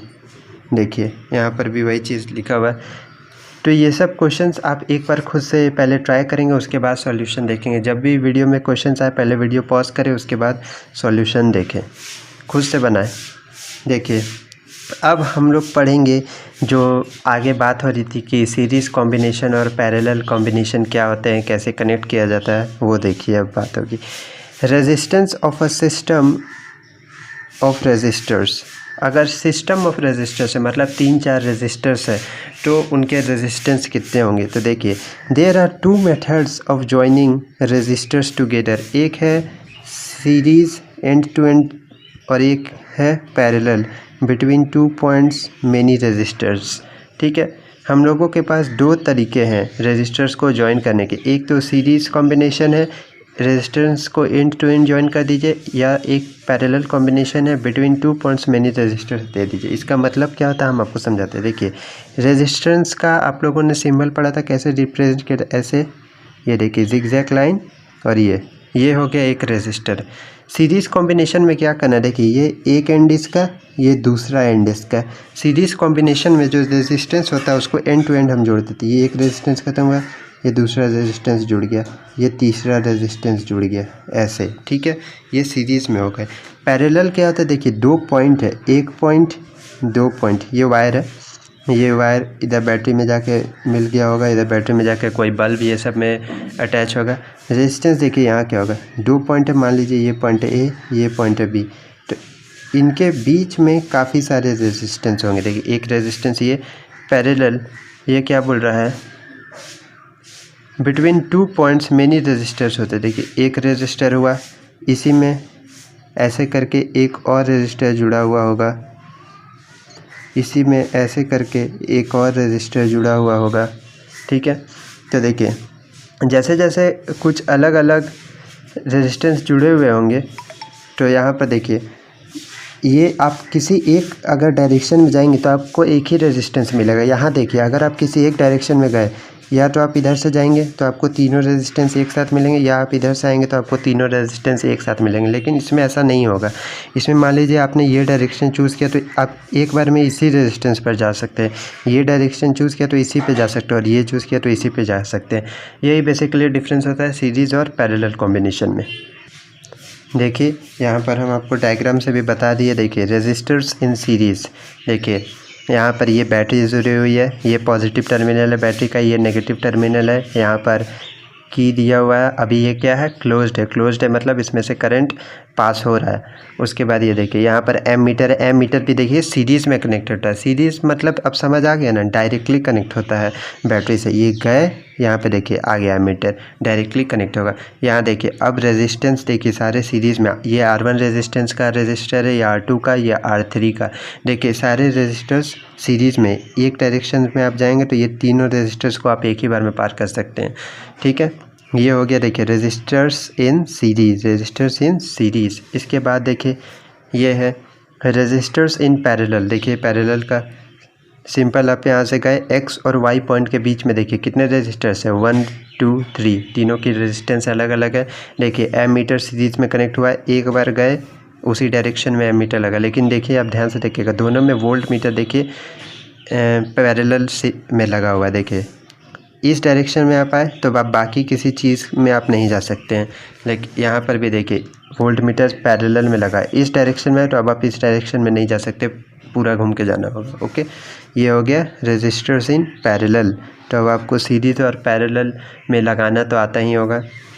देखिए अब देखिए रेजिस्टर्स इन सीरीज़, अब इसमें क्या सेम रहता है, सीरीज़ में लगाने के क्या फ़ायदे हैं, क्या नुकसान है, कौन सी वैल्यू चेंज होती है, कौन सी वैल्यू सेम रहती है, वो चीज़ हम पढ़ेंगे। अब देखिए बाय एक्सपेरिमेंट, एक्सपेरिमेंट में हमें पता चला, यू विल ऑब्जर्व दैट, आप लोगों को ये पता चलेगा, the value of current in the ammeter is same independent of its position in the electric circuit. जो वैल्यू है एम मीटर की, द वैल्यू ऑफ करंट है in the ammeter is same. ये बहुत ही important point है, ये आपको याद रखना है। क्या याद रखना है, देखिए it means that in a series combination में of resistors the current is the same, current जो होगा वो सेम होगा। क्या बोलना चाह रहा है, देखिए जो करंट इस रेजिस्टर से पास होगा वही करंट इस रेजिस्टर से पास होगा, और वही करंट इससे भी पास होगा। दैट इज़ यहाँ से भी आई करंट जाएगा, यहाँ से भी आई करंट जाएगा, और यहाँ से भी आई करंट जाएगा। ये हमें कैसे पता चला, जब आप ये एक्टिविटी करेंगे तो जब 3 रेजिस्टर्स लगा करके पहले 1 लगाएंगे, फिर 2 लगाएंगे, फिर 3 लगाएंगे, देखिएगा कि जो एम मीटर में वैल्यू आ रही है वो तीनों टाइम सेम ही आ रही है। इसका मतलब क्या कि रेजिस्टेंस का सीरीज़ कॉम्बिनेशन में रेजिस्टेंस लगाने का करंट पर कोई इफेक्ट नहीं होता, करंट सेम ही रहता है। वही चीज़ देखिए यहाँ लिखी हुई है, आपको ये चीज़ याद करनी है अच्छे से। A series combination of resistors the current is same, current हमेशा सेम होता है। देखिए करंट अभी हम बताए सेम होता है। देखिए in current is same in every part of circuit और the same current through each resistor. हर एक रजिस्टर में भी करंट सेम होगा, हर एक रजिस्टर में भी करंट सेम होगा। R1 रजिस्टर जो था उसमें भी करंट आ ही जाएगा, R2 रजिस्टर था उसमें भी करंट आ ही जाएगा और R3 जो रजिस्टर है उसमें भी करंट आ ही जाएगा। देखिए अब दूसरा चीज़ क्या होता है उसमें सेम या डिफरेंट, वो हम पढ़ते हैं। By experiment you will observe that, ये सारे एक्सपेरिमेंट्स आपको स्कूल में कराए जाएंगे, उनमें आप ये चीज़ अपने आँखों से भी देख सकते हैं पोटेंशियल डिफरेंस का क्या है। देखिए पोटेंशियल डिफरेंस के बारे में नेक्स्ट पॉइंट है।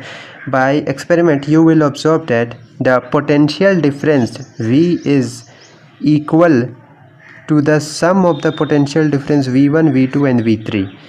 जो पोटेंशियल डिफरेंस होगा, जो बैटरी का पोटेंशियल डिफरेंस मान लीजिए V है, मान लीजिए एग्जांपल 4 वोल्ट है बैटरी दे रही है और 3 रजिस्टर लगे, तो वो तीनों में बढ़ जाता है और तीनों का जब सम करेंगे तो वो टोटल पोटेंशियल डिफरेंस के बराबर आ जाएगा, डेट इज़ 4 वोल्ट। मान लीजिए किसी एक रजिस्टर को मिल जाएगा 1 वोल्ट, किसी एक को मिल जाएगा 1 वोल्ट और किसी एक को मिल जाएगा 2 वोल्ट, किसी एक को मिल जाएगा मान लीजिए 3 वोल्ट, बाकी दो को 0.5 वोल्ट, ऐसे बढ़ जाता है। लेकिन तीनों का जब आप सम करेंगे वोल्टेज का तो वो आ जाएगा बराबर बैटरी के पोटेंशियल डिफरेंस के।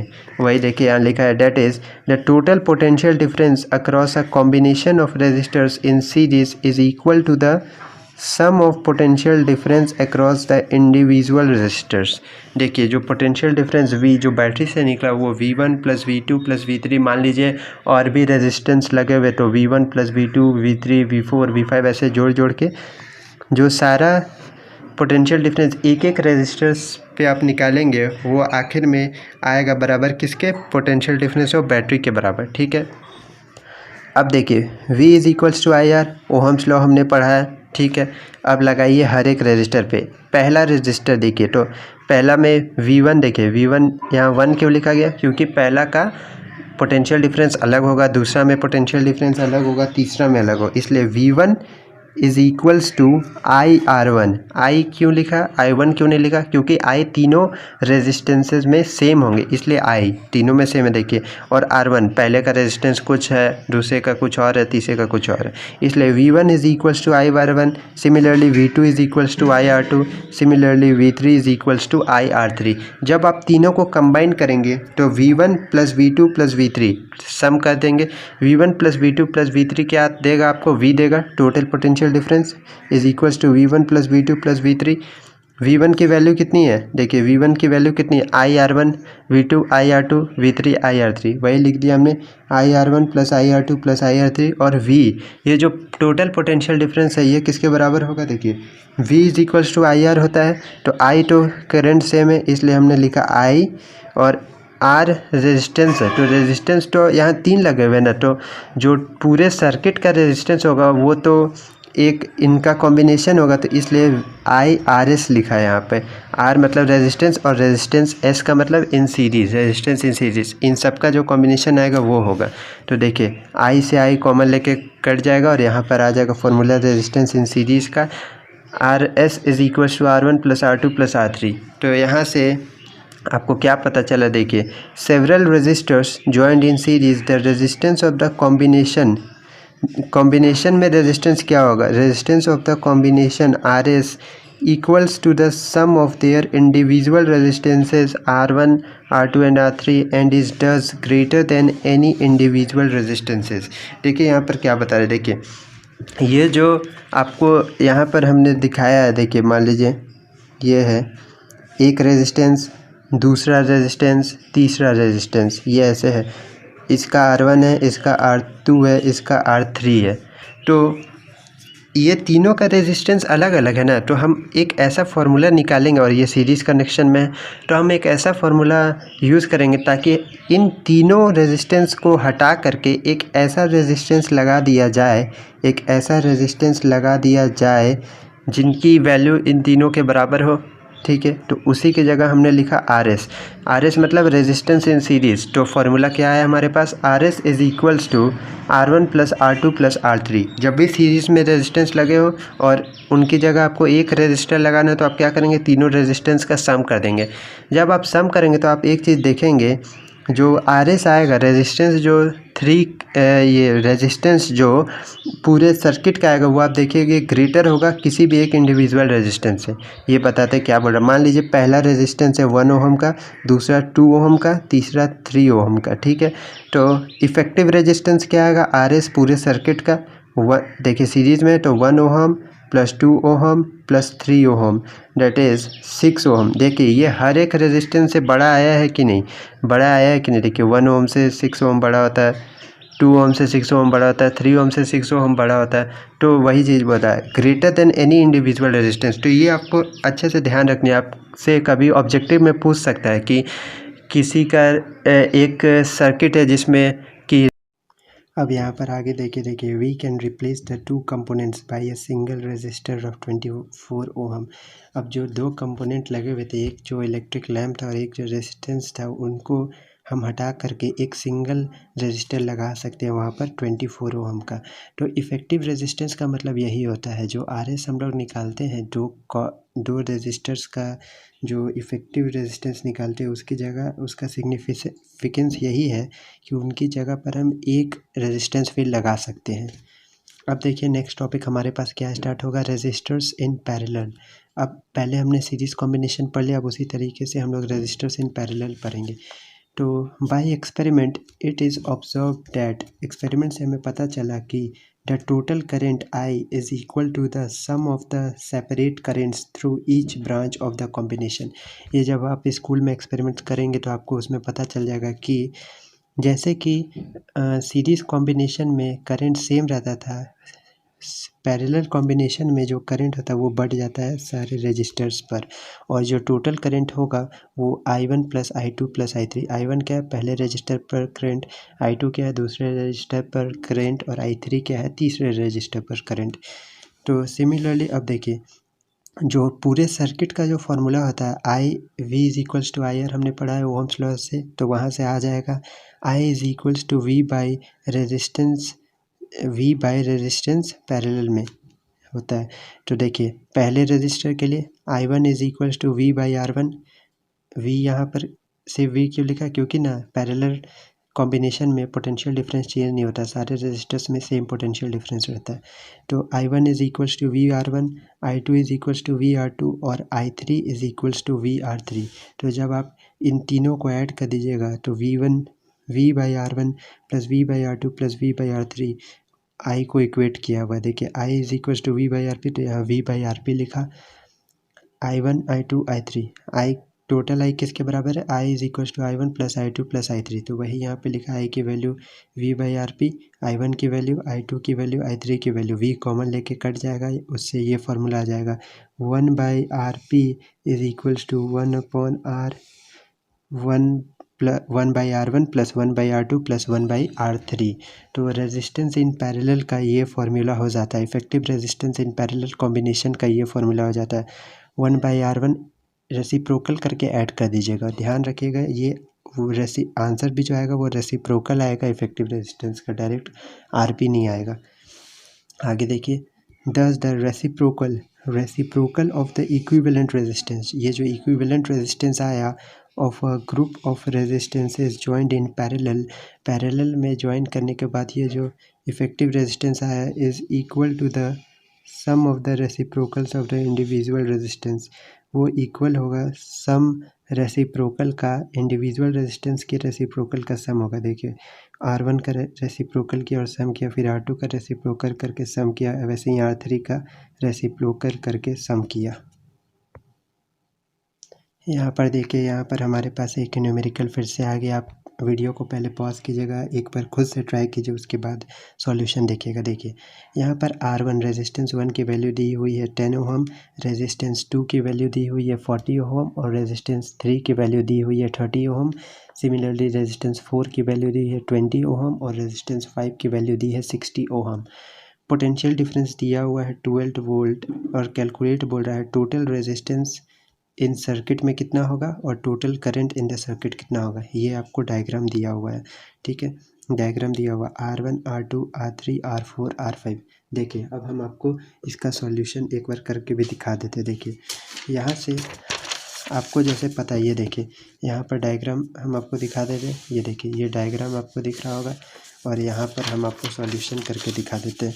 देखिए जैसे कि देखिए ये पहले पॉजिटिव टर्मिनल है, करंट इधर से जाएगा यहाँ पहुँचेगा, जब यहाँ जाएगा तो ये देखिए ये तो पैरेलल कॉम्बिनेशन में। कैसे पता चला पैरेलल कॉम्बिनेशन में? देखिए आप किसी एक ही डायरेक्शन में जा सकता है एक बार करंट, अगर इधर गया तो इधर नहीं जा सकता, अगर इधर गया तो उधर नहीं जा सकता है, मतलब ये पैरेलल कॉम्बिनेशन में। तो इसका जो इन दो रेजिस्टर्स की जगह R1 और R2 की जगह हम एक इफ़ेक्टिव रेजिस्टेंस लगा सकते हैं, जिसका कि वैल्यू कितना हो जाएगा, तो वो वैल्यू हो जाएगा 1/R पैरेलल RP मतलब R पैरेलल में है।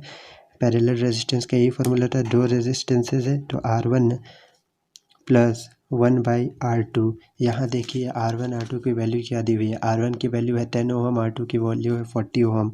तो 1/RP is equals to 1/10 plus 1/40। जब आप ये कैलकुलेट कीजिएगा तो यहाँ से RP की वैल्यू आ जाएगी। देखिए कितनी आ रही है RP की वैल्यू, 5/40 ओहम।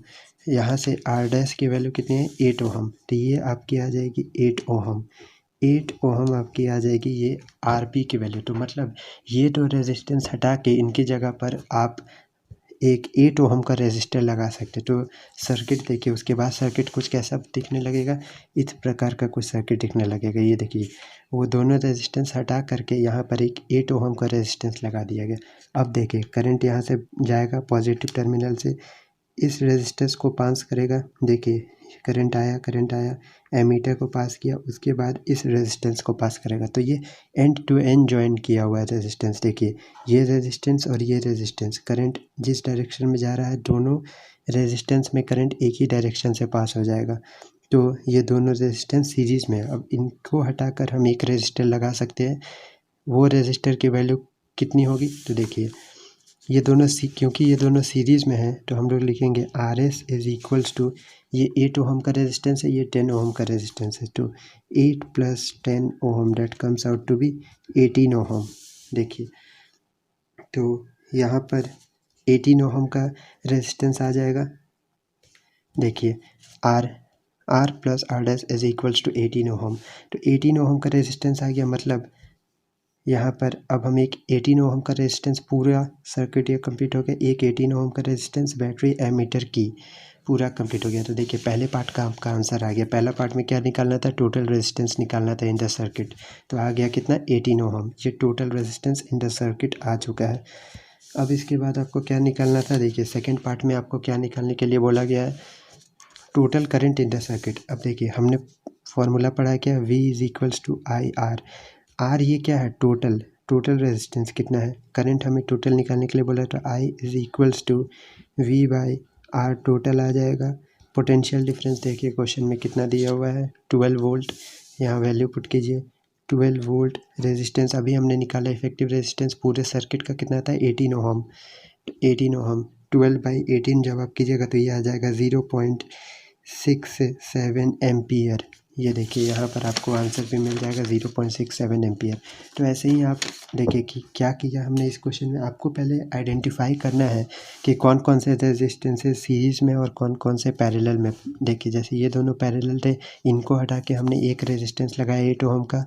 उसके बाद जैसे कि ये दोनों रेजिस्टेंस, ये 1 2 3 रेजिस्टेंस पैरेलल में रहते हैं, सिमिलरली इनको हटा के हमने एक रेजिस्टेंस लगाया 10 ओहम का। ये आप निकालेंगे कि R2 R4 R3 R4 और R5 को हटा करके हमने यहाँ 10 ओहम का रेजिस्टेंस कैसे लगाया। मैंने एक स्टेप यहाँ पर छोड़ा आप लोगों के लिए। उसके बाद फिर 8 ओहम और 10 ओहम, ये देखिए अब ये सीरीज़ में, तो इनका रेजिस्टेंस आ जाएगा आपका 10 ओहम, दोनों को मिला करके आपका आ जाएगा 18 ओहम। अब करंट निकाल लेंगे और ऐसे ही अब आप आगे भी कर लेंगे। अब देखिए benefits and drawbacks of parallel and series combination.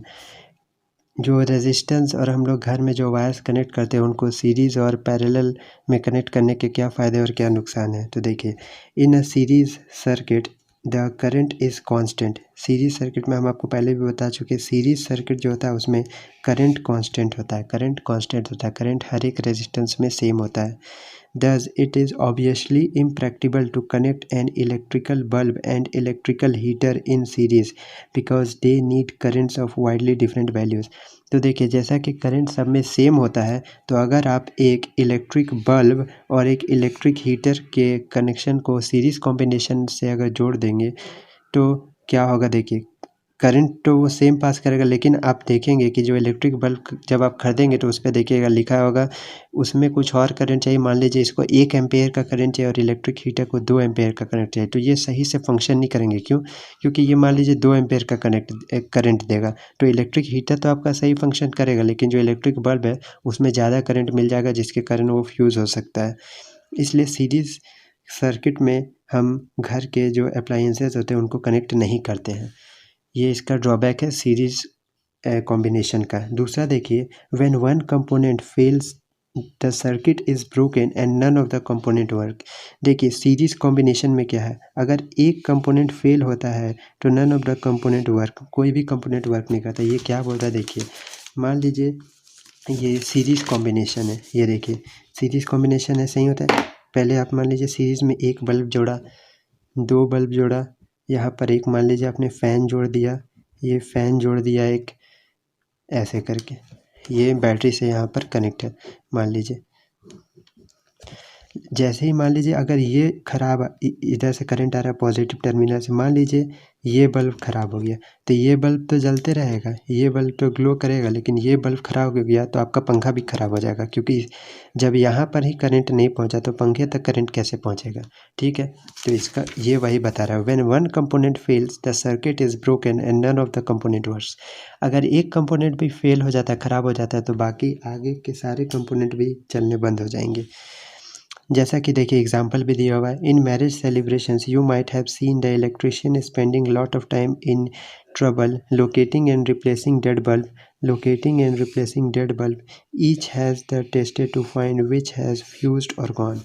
जैसा कि आप लोगों ने शादियों में देखा होगा, जो बल्ब्स लगाते हैं वो देखिएगा एक बल्ब फ्यूज़ हो जाता है तो उन्हें काफ़ी टाइम लगता है खोजने में और रिप्लेस करने में वो डेड बल्ब, जो बल्ब ख़राब हुआ। क्यों? क्योंकि इस जो मैरिज होते हैं, मैरिज सेलिब्रेशंस, उसमें सारे बल्ब सीरीज़ में कनेक्ट होते हैं, तो अब बीच का एक भी बल्ब ख़राब हो गया तो बाकी सारे बंद हो जाते हैं। अब उसमें से आप खोजिए कि कौन सा बल्ब ख़राब हुआ है जिसके कारण से सारे नहीं जल रहे। तो ये सीरीज़ कॉम्बिनेशन में इसलिए नहीं लगाना चाहिए हमें। अब देखिए एक parallel circuit divides the current through the electrical gadgets.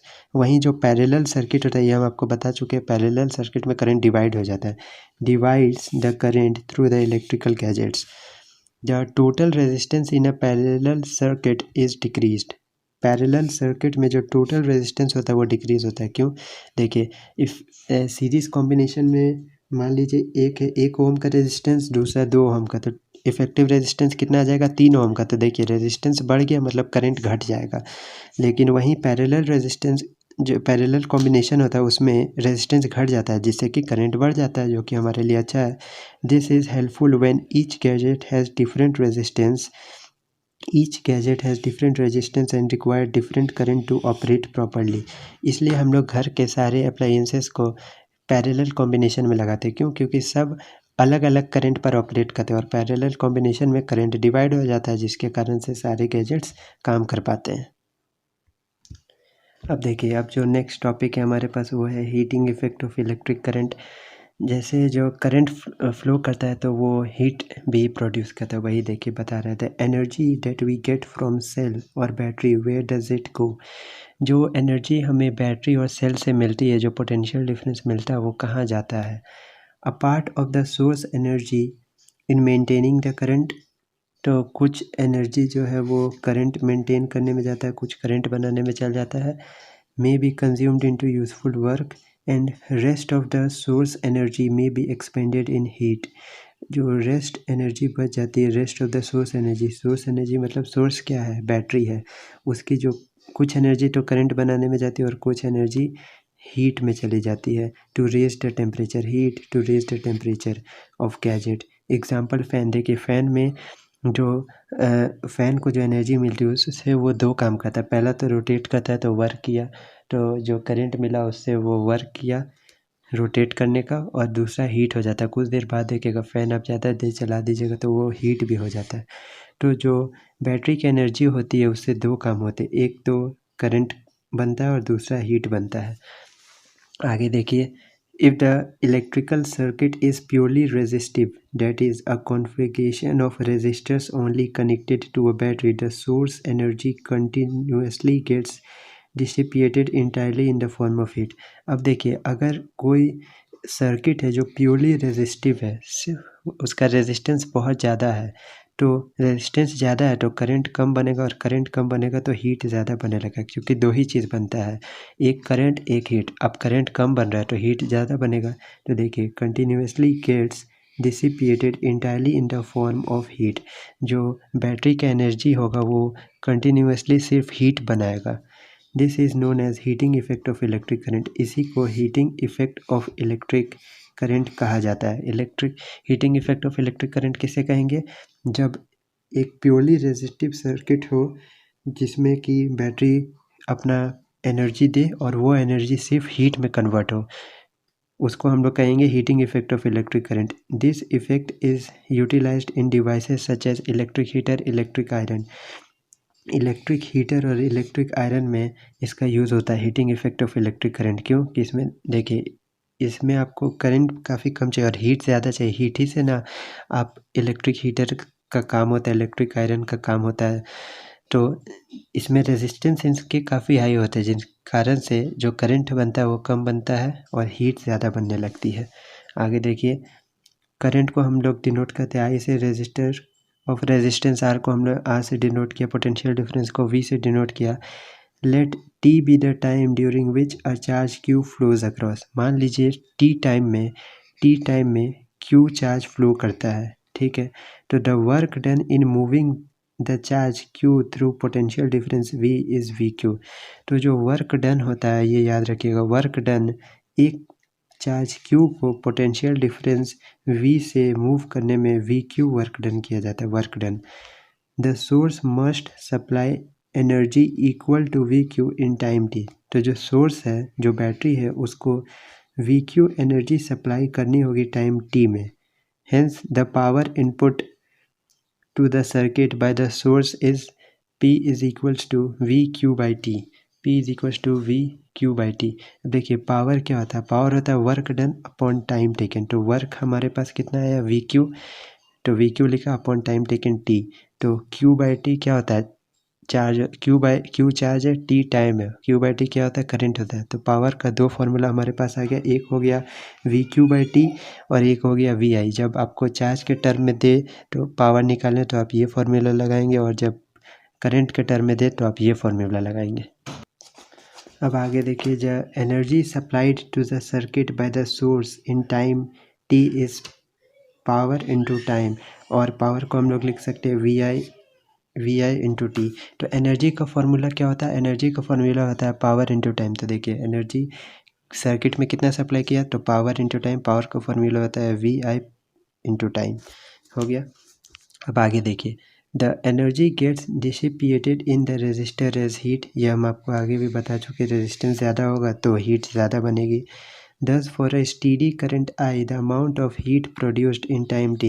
Heat का फॉर्मूला देखिए क्या हो जाएगा, हीट कितना प्रोड्यूस होगा, heat is equals to V I T. Heat क्या है? एक फॉर्म ऑफ एनर्जी है, तो जो एनर्जी का फॉर्मूला वही हीट का formula V I into T.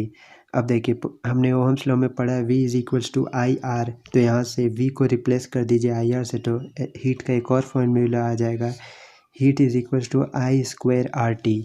ये सब फॉर्मूले आपको डायरेक्टली याद होने चाहिए, तभी आप न्यूमेरिकल सॉल्व कर पाएंगे। आगे देखिए, Joule's law of heating. Joule's law of heating ये क्या बोलता है? Heat produced in a resistor, जो हीट प्रोड्यूस्ड रेजिस्टर में जो हीट प्रोड्यूस्ड होता है, देखिए ये हीट प्रोड्यूस हो रहा है एक रेजिस्टर में, is directly proportional to the square of the current for a given resistance. देखिए, जो हीट प्रोड्यूस हो रहा है रेजिस्टर में, वो डायरेक्टली प्रोपोर्शनल किसके है? करंट के स्क्वायर के डायरेक्टली प्रोपोर्शनल है। यहाँ देखिए स्क्वायर है। Second, directly proportional to the resistance for given current, directly proportional to resistance for a given current, resistance के डायरेक्टली प्रोपोर्शनल। और third, directly proportional to the time for which the current flows through the circuit और time के directly proportional है। इसी को हम लोग joules law of heating कहते हैं। तो सिंपल आप ये फार्मूला से भी जूल्स लॉ ऑफ हीटिंग बता सकते हैं। जैसे जो हीट प्रोड्यूस हो रही है वो करंट के स्क्वायर के प्रोपोर्शनल है, रेजिस्टेंस के डायरेक्टली प्रोपोर्शनल है और टाइम के डायरेक्टली प्रोपोर्शनल है। हो गया जूल्स लॉ ऑफ हीटिंग। आगे देखिए, in practical situations, when an electric appliance is connected to a known voltage source is used after calculating the current through it using the relation I is equals to V by R। यहाँ देखिए क्या बोल रहा है। In practical situations, when an electric appliance is connected to a known voltage source, जब एक electric appliance है उसको हम लोग एक नॉन वोल्टेज सोर्स से कनेक्ट किए हुए हैं। नॉन वोल्टेज सोर्स जैसे जिसका पोटेंशियल डिफरेंस हमें पता हो, तो जो करंट है वो हम लोग सिंपल निकाल लेंगे इस फार्मूला से, I is equals to V by R. ये वही फार्मूला है ओहम्स लॉ वाला, V is equals to I R वाला। आगे देखिए एक न्यूमेरिकल है यहाँ पर, देखिए 100 जूल ऑफ हीट। जूल देखिए, जूल वर्क की भी यूनिट होती है, एनर्जी की भी यूनिट होती है। तो ये वर्क के भी बराबर बोल सकते हैं आप और एनर्जी की भी बराबर। लेकिन आपको यहाँ देखना है ये किस बारे में बात कर रहे हैं। देखिए 100 joule of heat, heat producer, और हीट क्या है, एक फॉर्म ऑफ एनर्जी, मतलब यहाँ एनर्जी के बारे में बात हो रहा है। 100 joule of heat is produced each second मतलब 1 second in 4 ohm resistance. 4 ohm का रेजिस्टेंस है। Find the potential difference across the resistance. देखिए हीट हमारे पास है 100 ओहम, टाइम है हमारे पास 1 सेकेंड, रेजिस्टेंस है 4 ओहम, पोटेंशियल डिफरेंस पूछा है। तो हम ये वाला फॉर्मूला लगा सकते हैं। देखिए heat is equals to I square R T. तो जब ये आई स्क्वायर हमें निकालना है कि आप यहाँ पर पोटेंशियल डिफरेंस निकालना है, तो पहले हम करंट निकाल लेंगे। करंट का फॉर्मूला क्या बन जाएगा, यहाँ से देखिए करंट का फॉर्मूला बन जाएगा, current is equals to under root H upon R T. H की वैल्यू 100, आर टी की वैल्यू 4, ये कट के 25 आएगा, अंडर रूट हटेगा तो ये 5 एम्पेयर आ जाएगा। 5 एम्पेयर करंट। आगे देखिए 5 एम्पेयर जब करंट आ गया तो पोटेंशियल डिफरेंस निकालना था। पोटेंशियल डिफरेंस हम लोग ओहम्स लॉ से निकाल लेंगे, V is equals to I R. Current है 5 एम्पेयर और रेजिस्टेंस दिया हुआ था 4 AM, तो मल्टीप्लाई कर देंगे तो ये आ जाएगा 20 ओहम। 20 ओहम ये हमारे पास आ जाएगा पोटेंशियल डिफरेंस। अब देखिए practical applications of heating effect of electric current. जो हीटिंग इफेक्ट, जो करंट से हमें हीट मिलती है, तो उसका क्या क्या प्रैक्टिकल एप्लीकेशंस है हमारे डेली लाइफ में। इन electric circuits the unavoidable heating can increase the temperature of the components and alter their properties. देखिए जो इलेक्ट्रिक सर्किट्स होती है, तो जो अनअवॉइडेबल हीटिंग क्यों बोला गया, क्योंकि हीट को अवॉइड हम नहीं कर सकते। एक इलेक्ट्रिक सर्किट में करंट जनरेट होगा तो हीट भी जनरेट होगी, तो वो क्या कर सकते हैं। देखिए in electric circuits the unavoidable heat can increase the temperature of the components and alter their properties. वो जो कंपोनेंट्स है, मान लीजिए आपके स्मार्टफोन्स चार्जिंग में लगे, तो उनके टेम्परेचर बढ़ाकर उनके फंक्शन में कुछ रुकावट पैदा हो सकता है, उसके कारण से हीट, उसका टेम्परेचर बढ़ जाने से। आगे देखिए the electric laundry iron, electric toaster, electric oven etc are some devices based on Joule's law of heating. देखिए जो इलेक्ट्रिक लॉन्ड्री आयरन होता है, आयरन हमारे घर में होता है, इलेक्ट्रिक टोस्टर होता है, इलेक्ट्रिक ओवन होता है, ये सारे जूल्स लॉ ऑफ हीटिंग पर काम करते हैं। जूल्स लॉ ऑफ हीटिंग क्या कहता है कि जो करंट बनता है उसके कारण से हीट भी प्रोड्यूस होते हैं। देखिए यहाँ आयरन में हमें हीट ही चाहिए, टोस्टर में हीट चाहिए, ओवन में हीट चाहिए, वही चीज़ बोल रहे हैं। देखिए आगे देखिए the electric heating is also use to produce light. जो इलेक्ट्रिक हीट होता है उससे हम लोग लाइट भी प्रोड्यूस करते हैं। कैसे, जो हमारे घर में येलो वाले बल्ब होते थे उसमें जो फिलामेंट्स रहता था, जो कि टंगस्टन मेटल का बनता था, वो जब हीट होता था तभी वो ग्लो करता था। तो हम जो इलेक्ट्रिक हीटिंग है, उस हीट से हम लोग लाइट भी प्रोड्यूस करते हैं। A strong metal with high melting point such as tungsten is used for making bulb filament। अब देखिए टंगस्टन को क्यों यूज़ किया जाता है बल्ब फिलामेंट्स बनाने के लिए, क्योंकि ये इसका मेल्टिंग पॉइंट काफ़ी हाई होता है, 3380 डिग्री सेल्सियस। हाई क्यों लिया जाता है, क्योंकि जूल्स लॉ ऑफ हीटिंग के तहत जब आप करंट बनाइएगा तो हीट भी प्रोड्यूस होगा, और हीट अगर प्रोड्यूस होगा तो अगर कम मेल्टिंग पॉइंट का वायर ले लिया जाए तो वो पिघल के टूट जाएगा, जिसके कारण से बल्ब फ्यूज़ हो जाता है। इसलिए टंगस्टन का यूज़ किया जाता है, क्योंकि इसका मेल्टिंग पॉइंट बहुत हाई होता है, काफ़ी हाई टेम्परेचर ये ले सकता है एक बार में।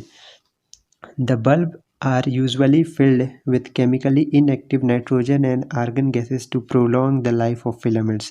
जो बल्ब्स होते हैं उसमें इनएक्टिव नाइट्रोजन और आर्गन को हम लोग यूज़ करते हैं ताकि बल्ब की लाइफ बढ़ाई जा सके। नाइट्रोजन और आर्गन गैस बल्ब के अंदर डाले जाते हैं जब बल्ब बनता है, ताकि उसके जो फिलामेंट है, फिलामेंट किसका रहता है, टंगस्टन, उसकी लाइफ बढ़ाई जा सके, वो काफ़ी लंबा चले। Another common applications of Joule's law of heating is the fuse used in electric circuit। जो फ्यूज़ होता है इलेक्ट्रिक सर्किट में, उसमें भी जूल्स लॉ ऑफ हीटिंग का ही उपयोग होता है। ये फ्यूज़ क्या होता है, देखिए, it protects circuits and appliances by stopping the flow of any unduly high electric current. जो फ्यूज़ होता है वो क्या होता है, देखिएगा आपके घर में मेन स्विच पे लगा हुआ रहता है, ये मेन बोर्ड पे, वो क्या कहता है, जब भी कोई बहुत हाई करंट आता है तो ये फ्यूज़ वहीं पे कट कर देता है उसे, ताकि कोई आपका घर का अप्लायंसेस है वो हाई करंट के कारण उसमें कोई ख़राबी ना आ जाए। जैसे कि इट इज़ प्ले, और देखिए क्या है, it is placed in series with the device. ये हमेशा सीरीज़ कॉम्बिनेशन में लगता है, ये सीरीज़ कॉम्बिनेशन में लगता है डिवाइस के। मान लीजिए ये है आपका बल्ब, ऐसे तो बल्ब के लिए लगाया नहीं जाता, लेकिन जो महंगे महंगे बल्ब होते हैं उनमें लगाया जाता है ये बल्ब। तो यहाँ पे मान लीजिए आपका लगा दिया गया, फ्यूज़ लगा दिया गया। ये फ्यूज़ क्या करता है अब आगे बताते, देखिए ये आपका क्या करता है, जब भी हाई करंट, मान लीजिए ये 1 एम्पेयर का करंट से ये बल्ब चलता है, मान लीजिए 2 एम्पेयर का करंट आ गया तो ये तो बल्ब फ्यूज़ हो जाएगा। तो ये जो फ्यूज़ होता है वही काम करता है इस करंट को रोकने के लिए। अगर ज़्यादा करंट आ जाए तो ये फ्यूज़ क्या होता है, इसके अंदर एक वायर होता है जो कि टूट जाता है, मेल्ट हो जाता है। ज़्यादा करंट आएगा मतलब हीट भी ज़्यादा प्रोड्यूस होगा, हीट ज़्यादा प्रोड्यूस होगा तो ये जो बल्ब के अंदर जो फ्यूज़ के अंदर जो वायर यूज़ किया जाता है वो वायर पिघल जाता है, जिसके कारण से यहाँ से सर्किट ब्रेक हो जाता है। सर्किट ब्रेक हो जाता है तो बल्ब तक पहुँचता नहीं है करंट, जिसके कारण से बल्ब हमारा बच जाता है, या फिर अदर अप्लायंसेस। अब देखिए ये फ्यूज़ किन किन चीज़ों से कंसिस्ट होता है, देखिए, it consist of a piece of wire. Fuse में एक वायर होता है, मेड ऑफ मेटल, मेटल का एक वायर होता है फ्यूज़ के अंदर, या फिर वो अलॉय का बना हुआ रहता है, ऑफ अप्रोप्रिएट मेल्टिंग पॉइंट। उसका मेल्टिंग पॉइंट जैसे फिक्स करके हम लोग दिया जाता है फ्यूज़ का। किसका किसका वायर हो सकता है, देखिए, एलुमिनियम का वायर हो सकता है, कॉपर का, आयरन का, या किसी और मेटल का हो सकता है, या एलॉय का भी हो सकता है। If a current larger than the specified values flows the circuit, the temperature of the fuse wire increases. This melts the fuse wire and breaks the circuit। देखिए क्या होता है, जब भी फ्यूज़ वायर जो है उसमें वो एक फिक्स्ड मेल्टिंग पॉइंट का रहता है, मान लीजिए 40 डिग्री सेल्सियस, 50 डिग्री सेल्सियस, जैसे ही उससे ज़्यादा, मान लीजिए 40 डिग्री सेल्सियस का फ्यूज़ वायर का मेल्टिंग पॉइंट है, अब मान लीजिए 50 डिग्री सेल्सियस का करंट उसमें से करंट पास किया उस, तो जो 50 डिग्री सेल्सियस हीट प्रोड्यूस हुई उसे वो जो वायर होगा फ्यूज़ कर जाएगा और बाकी अप्लायंसेस को बचा लेगा ख़राब होने से। वही देखिए यहाँ पे लिखा है, if a current larger than the specified value. Current अगर ज़्यादा करंट उसमें से पास हो जाए, जितनी उसकी वैल्यू है, तो क्या होगा, टेम्परेचर जो है फ्यूज़ वायर का वो इंक्रीज़ होगा, जिसके कारण से वो मेल्ट हो जाएगा और सर्किट को ब्रेक कर देगा। ठीक है, आगे देखिए, जैसे कि एक एग्जांपल भी दिया हुआ है फॉर एन इलेक्ट्रिक आयरन। मान लीजिए एक इलेक्ट्रिक आयरन है, वो कंज्यूम करता है 1 kilowatt electric power, 1 kilowatt electric power when operated as 220 volt. तो करंट कितना आ जाएगा, देखिए पावर दिया हुआ है, वोल्टेज दिया हुआ है, करंट निकल जाएगा। पावर का फॉर्मूला होता है P = VI। तो वहाँ से करंट हमारे पास आ गया 4.5 एम्पेयर। तो 4.5 एम्पेयर का जब करंट फ्लो करेगा इलेक्ट्रिक आयरन से तो वो परफेक्टली वर्क करेगा। अगर इससे ज़्यादा फ्लो कर जाएगा तो ख़राब होने का डर है, इसलिए हम लोग 4.5 एम्पेयर के इलेक्ट्रिक आयरन में 5 एम्पेयर का फ्यूज़ लगा देते, 5 एम्पेयर का फ्यूज़ लगा देते हैं। क्यों लगाते थे, मान लीजिए 5 एम्पेयर से 4.5 तक भी चल जाएगा, आयरन ख़राब नहीं होगा, लेकिन 5 से ज़्यादा है तो ख़राब होने का डर है, इसलिए हम लोग 5 एम्पेयर का फ्यूज़ लगा देते, ताकि अगर 5 एम्पेयर से ज़्यादा का करंट आए, 5 एम्पेयर से ज़्यादा का करंट आए तो फ्यूज़ वायर ब्रेक हो जाए और हमारे इलेक्ट्रिक आयरन को बचा लें। आगे देखिए, इलेक्ट्रिक पावर के बारे में समझते हैं। इलेक्ट्रिक पावर क्या होता है, देखिए, rate of consumption of energy. किस रेट से हम एनर्जी को कंज्यूम कर रहे हैं उसको हम लोग पावर कहते हैं। पावर का एक फार्मूला हमने पढ़ा P=VI, दूसरा फार्मूला हमने पढ़ा पावर का P=I²R, ये दूसरा फार्मूला। और ओहम्स लॉ से हम निकाल सकते हैं I की जगह हम डाल लेंगे V/R, तो ये फार्मूला आ जाएगा एक और पावर का V²/R। ये सारे फार्मूले अब आपको डिराइव कहाँ से हुए ये आपको याद नहीं रखना, आपको डायरेक्टली फार्मूले याद रखने, तभी आप क्वेश्चन सॉल्व कर पाएंगे न्यूमेरिकल, वरना नहीं होगा। कितने फार्मूले ही है, मैक्सिमम 10 फार्मूलेज हो गए इस पूरे चैप्टर में, बस आपको 10 फार्मूलेज याद रखिए, क्वेश्चन आप अपने आप बना लेंगे। क्वेश्चन ईजी ही होते हैं। देखिए, SI unit of electric power is what. Power का यूनिट क्या होता है? वाट। SI यूनिट हमेशा याद रखिएगा, पावर का यूनिट वाट होता है, कैपिटल W से डिनोट किया जाता है।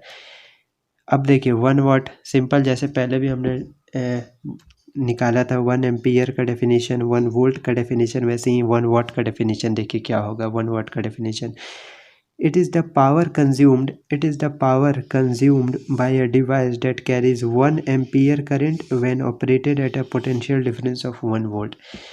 फॉर्मूला देखिए यहाँ लिखा हुआ है, इसी से हम लोग 1 वाट पावर का डेफिनेशन यहीं से निकालेंगे। जब 1 एम्पियर का करंट एक पोटेंशियल डिफरेंस के सर्किट से जाए तो हम लोग उसे 1 वाट की पावर कहेंगे। देखिए 1 watt is equals to 1 volt ampere. देखिए ये आपको कन्वर्जन में काम देगा। 1 किलो वाट, किलो मतलब हमेशा आता है 10⁻3, तो 1 kilo watt is equal to 10⁻3 watt. Watt एक बहुत ही छोटी क्वांटिटी होती है, हम लोग डेली लाइफ में किलो वाट का यूज़ करते हैं, इसलिए ये वैल्यू याद रखिएगा। 1 किलो मतलब 10⁻3 वाट। जैसे 1 किलोग्राम होता है, सिमिलरली 1 किलोग्राम होता है तो 10⁻3 ग्राम हो जाता है। आगे देखिए, since electrical energy is the product of power and time. Energy क्या होता है? एनर्जी देखिए, एनर्जी पावर और टाइम का डिफरेंस होता है। E is equals to P/T। Since electrical energy is the product of power and time, the unit of electrical energy is watt hour. Unit क्या हो जाएगा एनर्जी का? देखिए पावर का यूनिट वाट, टाइम का यूनिट आवर में लेते हैं हम लोग जनरली। ऐसे तो सेकेंड लिया जाता है ऐसा यूनिट, लेकिन ये आवर हम लोग कॉमनली यूज़ किया जाता है इसलिए हम लोग लेते हैं। तो देखिए एनर्जी का यूनिट क्या आ जाएगा? वाट आवर, जिसको हम लोग रिप्रेजेंट कहते हैं ऐसे, कैपिटल W और स्मॉल h। आगे देखिए, सिमिलरली 1 वाट का हम लोगों को अब डेफिनेशन लिखना है, तो 1 वाट आवर का डेफिनेशन लिखना है। तो 1 watt hour is the energy consumed when 1 watt power is used for 1 hour. जब 1 वाट का पावर 1 घंटे के लिए यूज़ किया जाएगा तो उसको हम लोग कह लेंगे 1 watt hour. The commercial unit of electrical energy is kilo watt hour, जिसको हम लोग कॉमनली में यूनिट भी कहते हैं। देखिए आपके इलेक्ट्रिक मीटर में जब भी बिजली वाले कर्मचारी आपका घर आते पूछते होंगे आपसे कितना यूनिट होता है इस महीना में। यूनिट मतलब होता है किलो वाट आवर। आप अपने मीटर पे जाके देखिएगा, घर के मीटर पे, उसमें जो यूनिट लिखा हुआ रहता है वो किलो वाट आवर में मेज़र किया जाता है। किलो वाट आवर मेज़र मतलब कितने किलो वाट यूनिट 1 घंटे में आप चला रहे हैं। तो देखिए 1 किलो वाट आवर, तो 1 किलो वाट मतलब किलो मतलब 10⁻3, तो देखिए 1 2 3 1000 वाट। और 1 आवर में कितने सेकंड होता है ऐसा यूनिट में करना है, इसलिए हम लोग इसको कन्वर्ट कर रहे। देखिए तो 1 आवर में 3600 सेकेंड्स होते हैं, तो जब आप कन्वर्ट करेंगे तो ये आ जाएगा 3.6 × 10⁻6 वाट सेकेंड। और वाट सेकेंड को मल्टीप्लाई करके क्या आता है? एनर्जी आता है, और एनर्जी की यूनिट क्या होती है? जूल होती है। तो सिंपली आपको ये कन्वर्जन याद रखना है। 1 kilo watt hour is equals to 3.6 × 10⁻6 joule. देखिए, we pay the electricity board to provide energy to move electrons through the electric gadgets. जो हम इलेक्ट्रिसिटी का बिल पे करते हैं वो किसका बिल पे करते हैं? इलेक्ट्रिसिटी का बिल नहीं पे करते, वो हम एनर्जी का बिल पे करते हैं जो कि हमें दी जाती है ताकि इलेक्ट्रॉन मूव करे तो करंट प्रोड्यूस होगा। We pay for the energy that we use. हम लोग एनर्जी के पैसे देते, ना कि इलेक्ट्रिसिटी के पैसे देते। इलेक्ट्रिसिटी तो वायर्स बनाती, एनर्जी जो चाहिए वायर्स को इलेक्ट्रिसिटी बनाने के लिए वो हमें देता है इलेक्ट्रिसिटी बोर्ड, उसके पैसे हम लोग देते हैं। देखिए एन इलेक्ट्रिक रेफ्रिजरेटर, एक क्वेश्चन है यहाँ पर। देखिए एन इलेक्ट्रिक रेफ्रिजरेटर, एक रेफ्रिजरेटर है, रेफ्रिजरेटर मतलब फ्रिज होता है जो हमारे घरों में होता है। देखिए एन इलेक्ट्रिक रेफ्रिजरेटर रेटेड 400 वाट, 400 वाट ये उसका ये कैपेसिटी है, पावर है, ऑपरेट्स 8 आवर्स पर डे, हम उसे 8 घंटे रोज चलाते हैं। What is the cost of energy to operate it for 30 days, मान लीजिए हम उसको 30 डेज चलाते हैं, मतलब 1 मंथ चलाते हैं, तो कितना बिजली बिल आएगा। अगर 1 किलो वाट आवर का दाम अभी है 3 रुपये पर किलो वाट आवर, तो देखिए पावर हमें दिया है 400 वाट, टाइम दिया है 8 hour per day, 8 hour per day, तो फॉर 30 डेज हमें चलाना है। 30 डेज के लिए देखिए तो 8 एक दिन में चलाया, 8 आवर्स चलाया। अब आवर को पहले मिनट में कन्वर्ट किया, 30 मिनट में कन्वर्ट करने के लिए 60 का मल्टीप्लाई, फिर मिनट में कन्वर्ट हो गया, मिनट को अब करना है सेकंड में कन्वर्ट, क्योंकि ऐसा यूनिट में ले जाना है, तो फिर से 60 का मल्टीप्लाई, ये आ गया सेकंड में। इतने सेकंड आप एक दिन में चलाते हैं, अब 30 डेज का चलाना है तो 30 का मल्टीप्लाई, तो टोटल टाइम आपने कितना लिया वो इतना आ गया। अब देखिए एनर्जी, हम लोग एनर्जी के पैसे देते हैं इलेक्ट्रिसिटी बोर्ड को, तो एनर्जी निकालेंगे, कितना कंज्यूम किया उसके पैसे देंगे। Energy is equals to power into time, बताया था, पावर देखिए दिया हुआ है, टाइम हमने निकाल लिया, पावर टाइम को मल्टीप्लाई करेंगे तो ये आ जाएगा 96 इंटू 36 इंटू 10⁵ जूल।